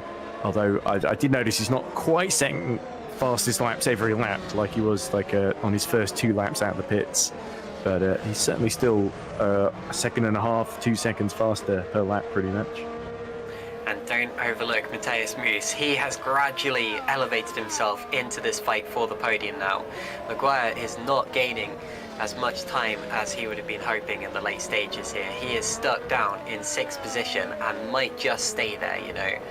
So Matthias Moos, running in 3rd position, is in a good position to pick up a podium towards the end. Now the Stevens-Denahan battle, the gap continuing to come down, is ironic because these two fought each other in Imola as well, and it was a little. I mean, it wasn't exactly the opposite of this scenario, but it was a little similar. And of course, Tom Stevens did have to pass Jake Denahan for the win in that race, which he duly did. Wasn't a dominant victory. They were relatively close, just as they always are with GPVWC Super League, but now it looks as if we have the opposite effect in today's race, with Denahan catching Stevens and set to make that move. 3rd place in the first race of the season was Adam Maguire. He had a good chance of a podium today, although has not had the best of starts to his 3rd stint. His 2nd pit stop didn't come at the ideal time for him, and he lost a couple of positions in the net order to that potentially. And Matthias Moos, who's currently running in 5th position, didn't even score points in Imola. He was 21st in the order, but we know of course that he is a lot better than that. I can't remember if anything drastic happened to... That's a bit of a twitch there from Maguire, sorry. Did anything drastic happen to Moos in Imola? Do you guys remember? Oh, I can't remember. I was sat watching it in the French Alps. I was a little bit distracted with everything else going on in the world. But I can't remember what happened to Moos. But you know, he's a race winner. Don't forget, he's got the pace. We're well aware of that. And you know, as we were watching until we just switched camera, Stepkowski is doing Vak and Moos a big favour there. He is holding up Maguire for what seems like quite a while. You know, most of these other overtakes seem to happen quite easy, but Stepkowski seems to have the measure of him at the moment. And obviously teammates with Vak as well, so he's doing everything he can to protect him. But I definitely think there's some damage to the steering of Adam Maguire's car, because it just does not look fun to drive. No. I saw one. Well, there you wow. go. Yeah, you can see it's pointing to the left. I noticed it on another replay before. Where would he have picked that up? Because I swear because when Zux hit him, just as Zux was trying to pit, and they sort of collided into each other on the exit. It just tagged the rear tyre, didn't it? And Maguire did well to save it, but clearly the car's looking a bit compromised as a result of that. And he's, as well as pitting earlier, that's sort of just put him into this really horrible position where he's just not been able to clear Stepkowski. And potentially Lalu just keeps catching him, doesn't he? So, I must say, I mean, don't get me wrong, there's still 10 laps to the end, but the one stop hasn't looked too bad from... I assume they're going to one stop from Moos and Vak. It looks like they've done a decent job. The gap to people like Lalu hasn't come down like I expected. But one gap that has come down, Denahan just over a second away from Tom Stevens. So I think Stevens is going to be pretty safe with E2, but just hasn't had the strategy today. And obviously he's left it too late to make that second stop. Should he reacted what Danahan done? Maybe. But, you know, hindsight's a wonderful thing, and, you know, we'll never know. Well, it was always going to be tough, really, because he knew no matter what he did, he wasn't going to get track position on Danahan. Yeah. So he kind of staying out was, in terms of carrying an exciting finish, the best option for us is Danahan really running as wide as he can on the exit of turn 4 there, and just eating up the tarmac behind Tom Stevens little by little. And the THR car is going to have its mirrors very, very full in a few short laps, maybe even next lap. Yeah, I think this is pretty nailed on now. You know, I think as McGorgy said in chat that he didn't even need a second a lap, but he's gone above that. He's gone with what's going to be nine to go. You know, like, he's absolutely smashed it, to be fair. And it's weird because the first sort of 10 laps maybe, Danahan didn't look like the fastest man on track. And you know, as soon as Maguire went off, he's just coming to his own. I expected more DRS trains, but it's been fairly dominant from him, and he's super close going onto the main straight. He's going to have the DRS. To be honest, I don't mean this as an insult. I don't even know why Stevens is trying to defend. Look, he'll probably have it done. Look, he's going to have it done before the braking zone. There was not much point in that for... Oh, you say that, and then Jake slides the rear tyres out. So Tom Stevens has got a little bit of a chance here with DRS. This is going to be his only opportunity to counter-attack here. Danahan holds the inside. Stevens to the outside, but he's surely going to get cut off here. And there we go. Danahan has just got to put his foot down into turn 5 and 6 now, but Tom Stevens will try and dive it up the inside. Goodness me. Oh, my goodness. It was wasn't giving up that one without a fight. Yeah, it was a bit scruffy, but he got it done, and yeah, like I said, it kind of looked inevitable for quite a long time. And Lally up the inside of Maguire. On Maguire! So through he goes. Maguire does back up the inside now. Sector 2, sorry, I thought Sector 2 was where our leaders were. I thought that might have been... Hygo Prime in trouble, I think. Dropping down the order a little. But yes. My goodness, so Maguire's really coming under pressure here. Yeah, when the collision happened with Maguire, I really didn't think it was that big I didn't think it was big enough to cause any steering damage, but you're right, he has been struggling since then. And now he's in danger of... Stepkowski as well.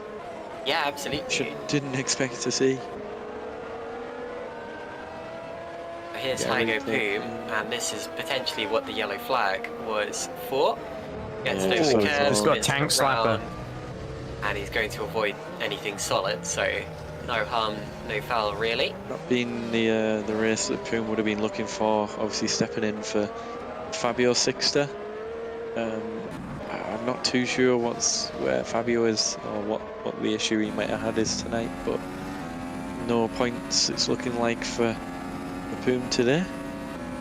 Yeah, I've heard it's look technical. At the speed Lali's got there is the speed. Lali going through into 6th position, and that will be a very well-deserved result.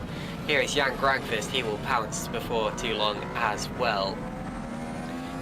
Now, it's worth pointing out that this, if it stays like this, this will be... Moose in trouble. Sorry, Caitlin, Moose on trouble on the inside at turn 4 there. He seems to have made a mistake, or something's gone horribly wrong there, because they're Frugo, Vash, and Stepkowski into 3rd and 4th for RSR. And it's a DNF. It's a DNF from Matthias Moose, who I was complimenting so much. I really thought he was going to take a podium today, but Matthias Moose, and was it an accident by himself, or has he... Whoa! Oh, no! That's gotta be... That's gotta be some sort of failure. Yeah, something's gone very weird there. That's now reminded me that's exactly what happened at Imola. He had a wheel failure at Imola. Did he? Yeah, his wheel died because I remember it was two or 3 days before VEC. And they were wondering if the same sort of issue was going to happen again. But it's happened again, but 2 weeks later. Oh man. Yeah, that's a really strange one because it just kind of darted to the left and then it like corrected itself. And I mean, he clearly had some level of control. It wasn't one where it kind of... It could have been a false feedback failure. It could have been the wheel resetting itself in the middle of the race. That has been known to happen sometimes. But anyway, It does promote gutting. RSR into 3rd and 4th, but Sorry, I know You're right, you'll though. be happy with RSR 3rd and 4th, Rylan, and you should be, but that is Well- gutting for Moose. He deserved that podium today. You know, equally, as I'm sure many are aware, RSR and Red Archer work together. So obviously I'm happy for my guys, but equally, you know, I personally have worked with Matthias for like, what, 5-6 years now? So we're all one big team, and to see us get a podium like that wouldn't be, it's not great. It's not nice, especially when it's one of our friends. Well, understandably, so this would equal Tomasz Vok's best result in GPVWC with 3rd position. This will be Jake Dennehan's first victory if he finishes where he is now. Jan Grankvist, approaching Adam Maguire, is set to equal his personal best result in GPVWC Super League main, so SL1, if he can get past Adam Maguire. So there's a few new personal best results being set today. I'll keep my eye out for a few more because there are still a few that are potential. Christian Marczarek just has to gain one more position, for example. Christian Marczarek just has to gain one more position, for example. Sorry to and butt in. Lalu gained 9/10 as well on Stepkowski that previous lap. Sorry to butt in, lads, but I've just had a message. Wheel failure. Oh damn. Here comes Jan Grankvist now up the inside of Adam Maguire, and Maguire has no more straight line speed. That is pretty gutting for him as well. Jan Grankvist through into 6th position now, which will equal his best GPVWC Super League result if he is to finish there. And it's been an awesome race for both of the Super Venturi guys, who run almost in tandem now, having passed Adam Maguire at a similar point in the race. And we wait to see the full finishing order. We've got 5 laps to go now. Still parts of the field sorting itself out. David Fidok could still gain. He is on the back of Philip Pushke. An old rivalry continuing on here. And as teammates, of course, in the Stax Racing team, easily the most experienced lineup on the grid, I'd have to say. Yeah, definitely. Been around. Well, they should be experienced enough to know not to run into each other then. Hopefully, Well, yeah, we hope so. hopefully. Racing instinct sometimes kicks in. But I tell you what, one thing that I'm thinking is it's interesting to see how, depending on obviously what position you or where you were on the track at certain times, how the 1 and the 2 stop's been, you know, the 2 stop's been good for Dennehan, not so for Stevens, but then for Vak and, well, what was Moose. 1 stop's worked well, and for Stepkowski as well. It's interesting how the strategies, you know, have worked well for some and not for others, probably depending on the sort of traffic and things that there was on the track in front and behind them at the time. Yeah, and Super Venturi seemed to split the strategies as well, because Lalu on the 1 stop went for hards and pit quite late, and then Grankvist did the 2 stop. So here we go. This is how Fiddick got past his teammate then. And Philip Pushke, I think, must have made a mistake at the last corner or something. No, he let him through. There we go. They are experienced. Then it's Very not worth nice. squabbling over 8th place, is it? Just to update you on the whole driver's personal best results things that I was talking about earlier. Hygo Poom's currently on the back of Flo Gaia. If he gets through there, he would equal his best finishing result. However, he was classified 13th in Japan last year, having retired apparently. So Japan, of course, a very hectic affair. So that would still be his best result. And then, of course, Zolk Shukes is only in his 2nd race and has driven very well today. Of course, it hasn't gone particularly well from him after the 2nd pit stop, but other than that, I mean, he was having a great day earlier on and certainly showed a lot of pace today. Another thing I've noticed from looking back through drivers' old results is that Sandeep Singh has been a part of Super League since, I mean, he drove his first Super League race in 2014. He's never done anything that resembles a full season. He has absolutely been a super sub ever since then. The most races he did in a year was 7 out of 17 in 2015. And yeah, since then he's just been kind of coming in when needed. Here's Jakub And Lally to now. the outside. And this is on Daniel Stepkowski. This is going to be crucial. Stepkowski needs to block as much as he can. And he's been blocking Lally, pushing him back into Grankfist actually a little bit the last few laps. Yeah, but he's safe, isn't he, with it being his teammate behind him. But he needs to protect Wack as much as he can. And obviously protect himself. He wants to keep a P4. P4 would be a fantastic result, considering he started down in P12, I think it is. Yeah, so up 8 positions, so started in P12. He survives another DRS straight there. He's safe for a little bit longer, but I think they might have, by the time they get to the start-finish straight, I think he might just be close enough to make the move happen. But we'll see what happens. You never know.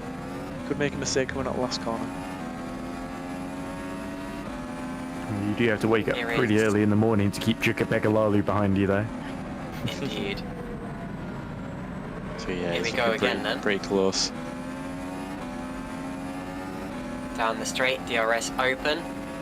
Was gaining dramatically even before the DRS opened. In fact, both Super Venturis might have a chance here. Look at that. So Lally flies through. He is well and truly on his way to his best result. Grankfist is equaling his currently and looks to be about to pass Stepkowski himself. And with his DRS open, you can see how much faster he is towards the end of the straight. Towards the start there, Stepkowski was keeping up with the slipstream and walk up ahead. There's Olchuk's making a place back up into P11 there. That's on Chris Shepherd. All points paying positions. Points, of course, go down to P15 in this series rather than P10, such as in Formula 1. And Shepherd takes a look back, but Olchuk's has that place. Yeah, just hoping that Vac can maintain a steady gap to Lalu. You know, as team boss, I am rather nervous right now. But let's see what Stepkowski can do as well. Can he keep 5.2 seconds at the moment between Vac and Lally? So I think Lali's going to have to set some the most amazing laps of his life in order to steal the podium here. But he does have a tyre advantage, and yeah, all it takes is a mistake. That's you know, very true. we had one of our race leading favourites go off earlier on. He did, and he's down in 14th. Actually, Jeffrey Fournier has done a very good job at holding off Luke Maguire in the last few laps. And here comes Grankfist now. And the problem is, the car ahead is still getting the DRS off of Lalu, Stepkowski. So that gives him a little bit of an advantage down the straight. So he needs Lalu to check out now if he wants to get clear the RSR car. Still managing to keep that DRS just a little bit longer. More he can keep it safe. I can hear you crossing your fingers. Right. Crossing fingers, but not my toes, because if you cross both, that's bad luck. Gotta remember your superstitions then in the Super League. Oh, I have some weird ones, but let's not get into that. Let's focus on the race. Yeah, Lally sets a personal best lap of the race, 1:32.356. Gap down to 4.1 to Vac. Indeed, just one more lap to go after the one that we are currently on and about to complete now for Jake Dennehan. And it looks as if he is going to win this race by quite a margin. Easily the biggest margin that we'll have had, I mean, obviously this season so far, but for quite a while. I mean, last year I think there was only one race that was separated by more than 10 seconds. This race could end up being 10 seconds or more by the end of the next lap, making it the first in a very long time. And hopefully that doesn't repeat itself too much, because we like seeing races a bit closer than this. Jan Grankfist up the inside, slipstreaming his way past Daniel Stepkowski, who comes back at him and has to give way, I'm afraid to say. But, well, I'm afraid to say on your part, Ryan, but I mean, Grankfist does very much enjoy this. Maguire's just lost 2 places down there. Both of the Stax cars have got him in the braking zone. Yeah, and Pushka coming back in front of Fiddick, at least for the time being. Well, now they're fighting. Yeah, it felt like they were working together there. Is Maguire in trouble? He got caught from a long way back here. Oh yeah. Oh, he slowed down. Teammates fighting. What? It almost looks like he gave them the place, or I mean, is he short shifting? Did he just want someone to fight with in the last couple of laps? Well, Maybe. The thing is, his team. And yeah, that's what I said. He could be underfueled. Well, So, out of the final corner, guys, Jake Dennehan has driven a tremendous race. He is going to win by 10 seconds here in Super League, which is a feat that very rarely happens these days. Here comes Tom Stevens, who will be second, but Jake Dennehan has just won his first Super League Grand Prix victory, and very well deserved, very well done to Jake Dennehan. Stevens second after having picked up his first victory a week or 2 weeks ago. Thomas Schwalk equals his best result with third place. Another podium for Powered by RSR. Congratulations Ryan and of course Thomas Schwalk. Jakub Lalu. And Maguire is severely underfueled. He is coasting to the line now. And he realised that Zooks is going to get him as well. Look at him weaving down the straight. He's going to cut the final corner entirely. And so Lalu finished fourth. Grankvist 5th, then Stepkovsky, Pushkit, Fidok Singh, Jukes finishes 10th, Shepard has gone through to 11th, Maguire is potentially going to finish any day now, through goes 48, and here 48. goes Luke as well. Indeed, Luke is going to beat him, I think. now. And through goes Luke Maguire despite his accident earlier on. Panzer goes through. Does Maguire get a point? Where's the finish line? There's the finish line. It's just going to beat Hygo then. Oh, he gets a point. So Maguire salvages. I believe that was the timing line there. Just about salvages 1 point. He won't do... So technically you're supposed to complete 2 corners of the cooldown lap. And not park your car on the line or crash or anything like that. But I don't think... I mean, I think these will be extenuating circumstances, right? I don't think he'll be penalised for that, will he? No, but I think he'll be... It's not the way he would have wanted to end the race, especially after how good it looked early on. Penalised himself a fair deal, I'm afraid to say. And the reason that Poom didn't come through is because he's a lap down. Maguire there was the last car to cross the line. So there are the results. Dennehan victory, followed by Tom Stevens and Thomas Schwalk. Then Jakub Lalu, Jan Grankvist, Denis Stepkovsky, Philip Donut Pushkin, time. David Fidok, Sandeep Singh and Jolt Zooks, as Jake Dennehan does indeed do donuts to celebrate his very first GPVWC Super League victory. Shepard, Fournier, Maguire, Panzer and Maguire pick up the other points, and there is Sandeep Singh celebrating with his victorious teammate. The other drivers who finished were Hygo Poom, Florian Geyer, Fabian Schitzek and Christian Marczarek. And then of course we had various DNFs who we spoke about throughout the course of the race, most notably and most tragically Mateus Moose retiring from a late podium position, which he would so tremendously have deserved.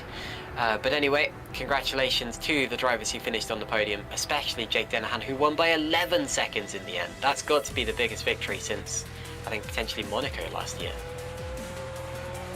Rather dominant display. Absolutely smashed it really, but well done to everybody. But we will be back in 2 weeks' time for the Australian Grand Prix on the new version of the track as well. I believe, did we have that last season? Am I right in saying? Yes, we did. We used it in Academy as well. Yeah, so we'll be back 2 weeks' time for another round of Super League. But I think we're going to have some interviews, not just from the winners, but maybe a few of the other podium finishers, but maybe some of the other guys throughout the grid. Should we get the Super Venturi drivers in to talk to us?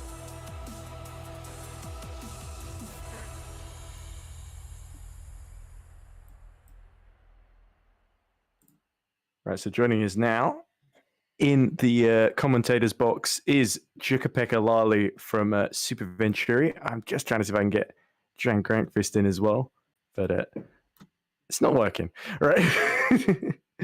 So anyway, Jakub Lalu, who finished 4th today in Bahrain. Jakub, are you there? Oh, Grankvist is with us now too. So, and also Jan is here. So there we go. We got 4th and 5th place then. So a great day for Super Venturi, guys. Jakub first and then Jan. Yeah, absolutely. Yeah, thank you.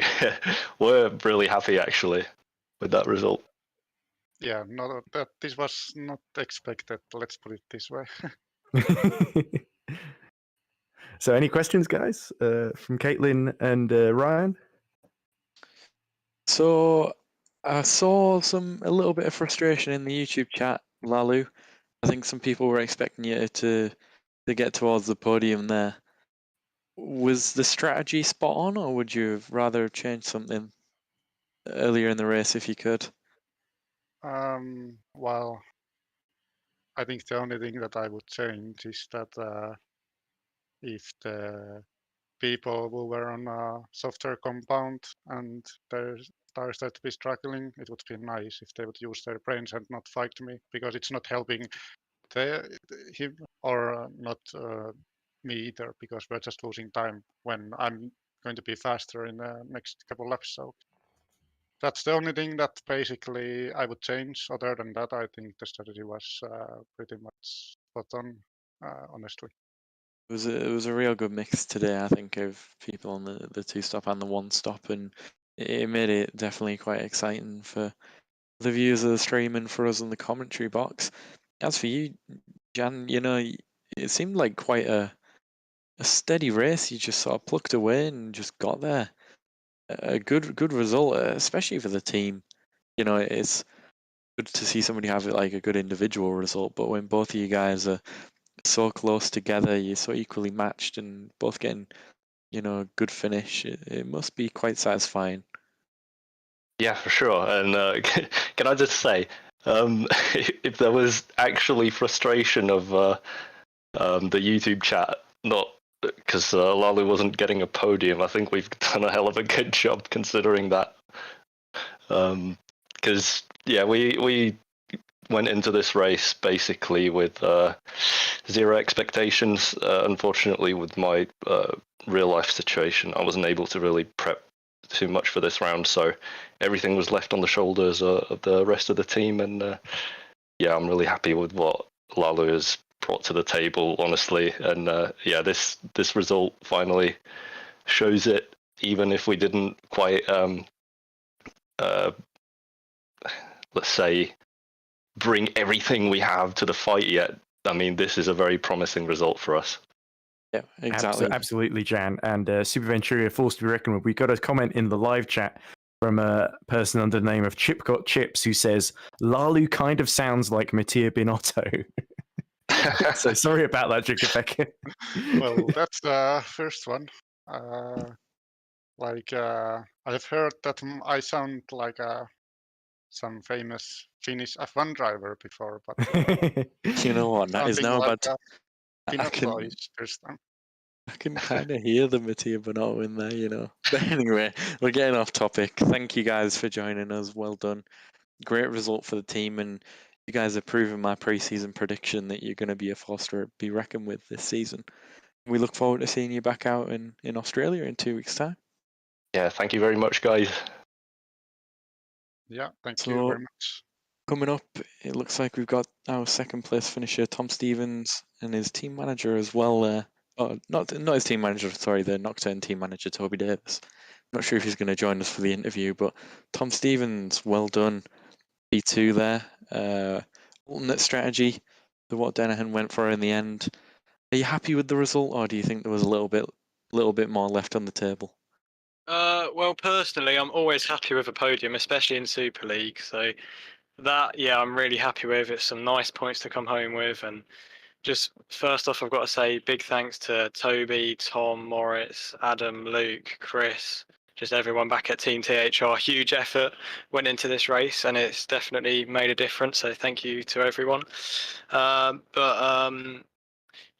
going into this race, I was very torn between the two stop and the one stop.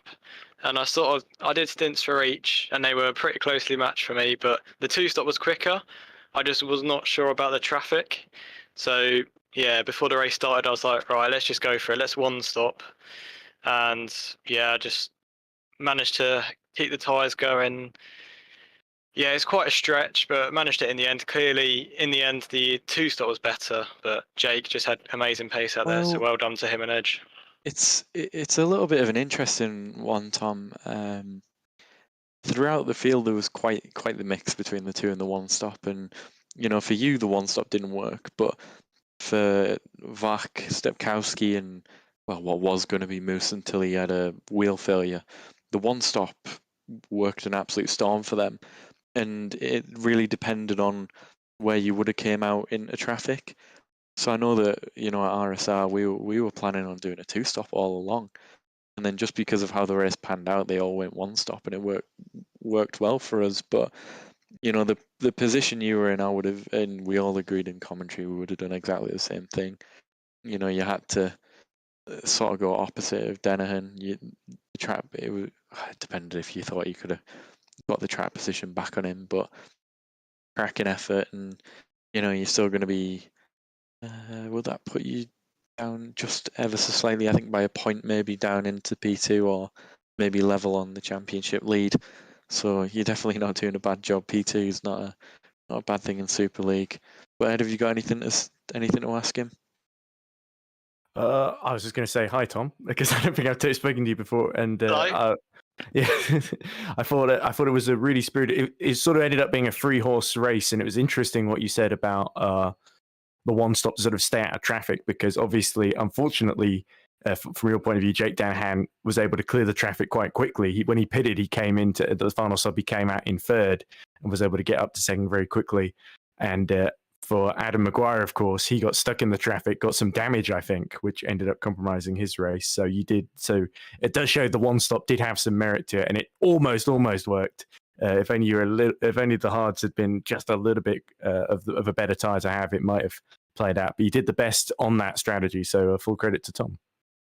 Yeah, personally, I was banking on a lot more traffic, but it just didn't happen today. So, yeah, it worked out perfectly for Jake, but that's something we can work on for the next race. And what is it, Melbourne next time out? Looking forward to that one. Yeah, well, thank you for joining us, and well done on your result. Well done to the team as well, and we look forward to seeing you 2 weeks in Melbourne. Thank you very much. Right, who should we talk to next? I'm not sure. There's a right mix of people in that. Should we get Luke Maguire in? We can drag him in. I don't like just dragging people in. Okay. Well, we are on a bit of a time limit. But anyway, Luke Maguire from THR joins us now after having started on pole and finished in 13th position. Luke, are you there? Yeah. I know a difficult race in the end, Luke, marred by an earlier crash into the wall. But from then on, a pretty solid recovery drive and top 13. You got pretty much the most you could out of this race, considering what went wrong at the beginning. Yeah, just want to apologize if my audio was bad. I'm actually on the way to work. So. It sounded like he was in a car. Yeah, but the race, the pace was great. Strategy would have been great, but I just spun it on the curb. It never happened in practice or qualifying or anything, and yeah, it's just a look at the draw really. So I can congratulate Jake, and Tom did a great job at the one stop, and it's an overall good team effort, and I need to get my results back, to where they were last year, because at the moment Tom is showing me up. Your pace is definitely there. You proved it in qualifying today. And you did exactly what you sort of needed to at the end there, picking up a few points for the team, which is crucial. This is a long championship. It's not a 4-6 race sprint. There's a long road ahead, and them couple of points might mean something come the end of the year. Yeah, exactly. Anyway, thank you for joining us. We'll let you get off. Get on your way to work. Back to driving, yeah. Yeah, cheers, safe drive. Thank you. We'll see you in 2 weeks. Thank you. Yeah. So from Super League to Rush Hour for Luke Maguire then. But, right, we got Sandeep Singh, and then I think a couple of team principals that want to talk to us as well. Apart from yourself, of course, Ryan, who we've really enjoyed your company in this exciting round in Bahrain. All right, so 9th place finisher for Edge Esports, Sandeep Singh, now joins us in the commentary box. Sorry for dragging you in, Sandeep. I've been doing that in the past couple of minutes. But are you there, Sandeep? Would you like to talk to us? Yeah, I'm here. I wasn't expecting an interview. I was just having a little chat Oh, okay. That was the sort of wait here for interview. Sure. I'll do something. Yeah, ask away.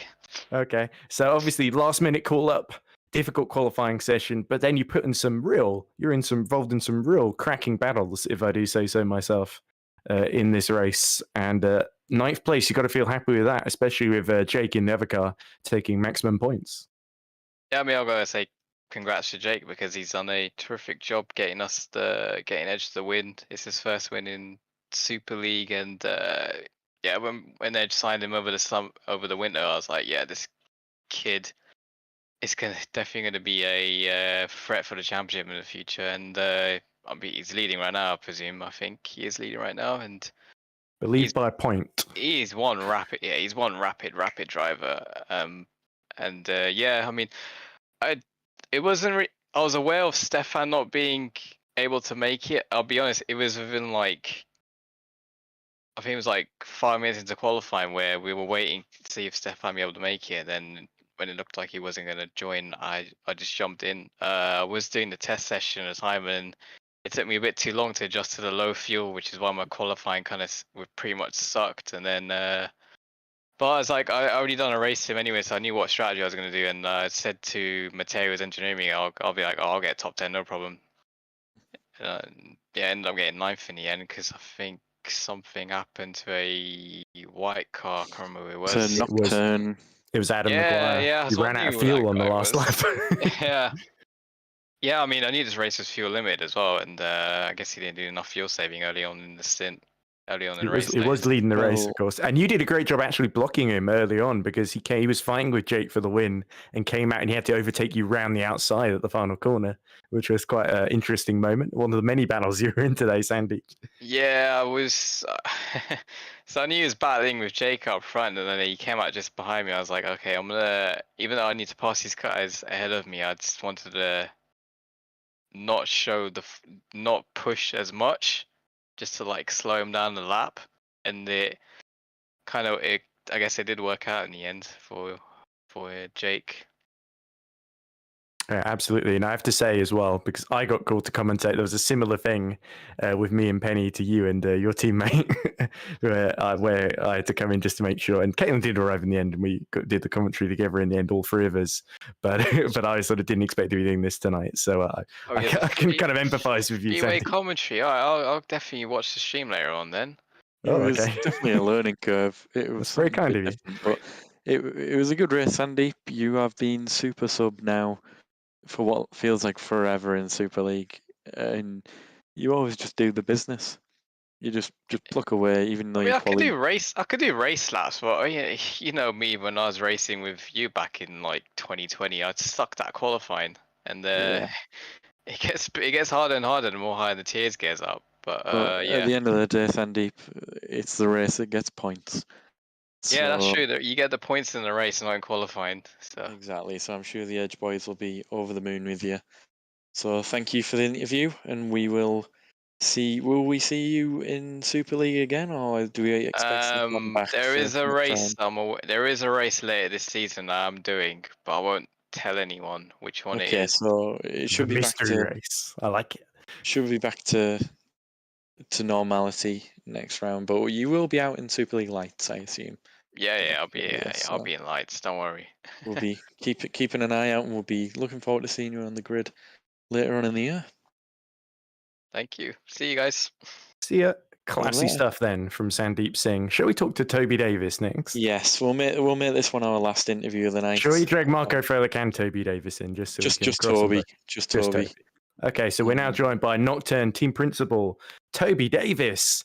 Toby, it was looking so good early on for Adam Maguire, and unfortunately the race ending with Adam taking a bit of damage and then running out of fuel and having to crawl agonizingly slowly over the finish line. So tell us a bit of a roller coaster day, I imagine. Well, yes, we were leading the team's championships going into this round. We were hoping to sort of have a decent result, but unfortunately it just wasn't our day. Moritz unfortunately lost control and quite kind of early on, but he had a really good strategy for potentially getting into the top 6-7 and had the pace to do so. And of course Adam yeah, he had some big damage in contact with I think it was Jolt Chucks in the final corner. Yeah, and from then on, he was kind of pushing to keep up and wasn't, I guess, quite paying attention to his fuel. We were on top of it halfway through the race, but I think after that damage, he was trying to sort of keep up. And that last lap, I think he started the last lap with about 1.5 liters, and you need about 2.5 to get around. So yeah, not ideal. Nevertheless, he scored a point, so we gained a point, and frankly, considering we're a brand new team and we're the only team who didn't put any upgrades at all on the car, to get a point out of this round is actually a half decent result. I'm glad you've mentioned that. What's the logic behind that, Toby, if you don't mind me asking? Money. We don't have any. So what money do you guys don't have compared to THR? Is my listen, that's obviously we work together, so we do know what each team has. We're lucky in that respect. It's a fact that we were a Superlights team, so we had Superlights staff when we were bidding, and then obviously we got promoted after the bidding process. So the sponsors that we had, the staff that we picked up, they're all a much lower grade than Super League, and of course Super League's a lot more costly.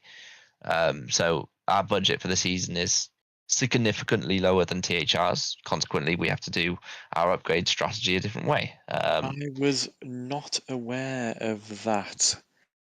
I'm amazed that hasn't been picked up on, but anyway. What do you mean? That's pretty amazing for Adam Maguire to lead the race in a car with no upgrades. I thought that you guys would have had the opportunity to do bidding at least for these. Oh no, we were very grateful to be in Super League at all. When we got promoted, even though we were meant to be in Super League Lights, we had that opportunity. Wow, that's strange. Yeah, don't tell me that. That's not good to me now.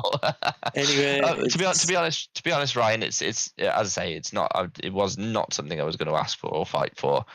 Considering we got like that last minute promotion, it was all last minute, and yeah. Well, I know the feeling. Yeah. Very Thank you for doing. Obviously, I'm trying to help with the broadcasting stuff. Thank you all three of you for stepping up today. And commentating. Appreciate that. It's okay. It's been Toby, if I can ask a final question, was there ever any temptation with Adam to do the one stop like Tom Stevens did, or did you think the tyre wear just wouldn't have been there? We wanted to split the strap for both drivers, so I wanted Moritz to be doing the one stop, so that we didn't have any kind of like pit stop issues or anything like that. But it also meant it reduces the workload a little bit on me. It means I can watch one car whilst they're gaining and one car whilst they're in traffic. So so it was always going to be a split strat, and the idea was Adam, depending on where they qualified, if they were kind of in the top 5 or 6, it was going to be a one stop. And obviously Adam did a very, very good lap in quali. He's exceptionally fast. So it was always a case of depending on where they started, and the idea being that they could be pushing a little bit harder then in that first stint to get the gap for a 2-stop. So yeah, we considered converting to a 1-stop, but his C2, I think his C2 went a little bit too quick, and of course Moritz had also done a C2 stint and was able to report how that went, so he was switched to a C1 for the final stint. So that's the answer to your question, I suppose. But just quickly, it's a shame that the traffic did for Adam a bit there. Yeah, absolutely. So just quickly before I go, though, I just want to say a couple of thank yous. So thank you, Tom Ely, and Adam Maguire actually was the lead operator. Those two were the lead operators of the setup adjustments and stuff for this round. So thank you, guys. Appreciate your help as always. Well, thank you, and we look forward to seeing the team out in 2 weeks' time in Melbourne, Australia. Thanks, mate. Hopefully we should have a very good car for Nocturne by that round. That's the plan. Yeah, you'll catch up on upgrades, that's for sure. Yeah. So thank you for joining us, and we'll look forward to seeing you again next round. Nice one, guys. See you later. Cheers.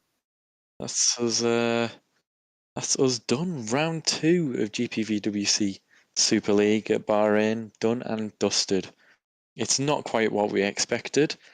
I'm going to say I think I've had a great night, don't get me wrong. It's been a little bit of a strange one in terms of the on-track action and in the commentary booth. Oh, you're telling me. time I've done a three-way commentary. I had an internet disconnect in the middle. It's been a little bit crazy, but I've enjoyed it. Yeah, I hope I didn't talk over everyone too much. And is Caitlin back with us just to say to sign us off?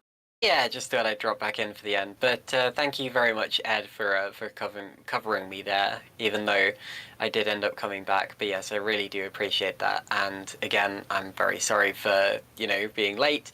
I will explain that to you guys after we finish the broadcast. Thank you guys for watching along and sticking with us. Thank you, of course, to Szymon and Frelik for streaming. And we will see you in 2 weeks' time at the Australian Grand Prix.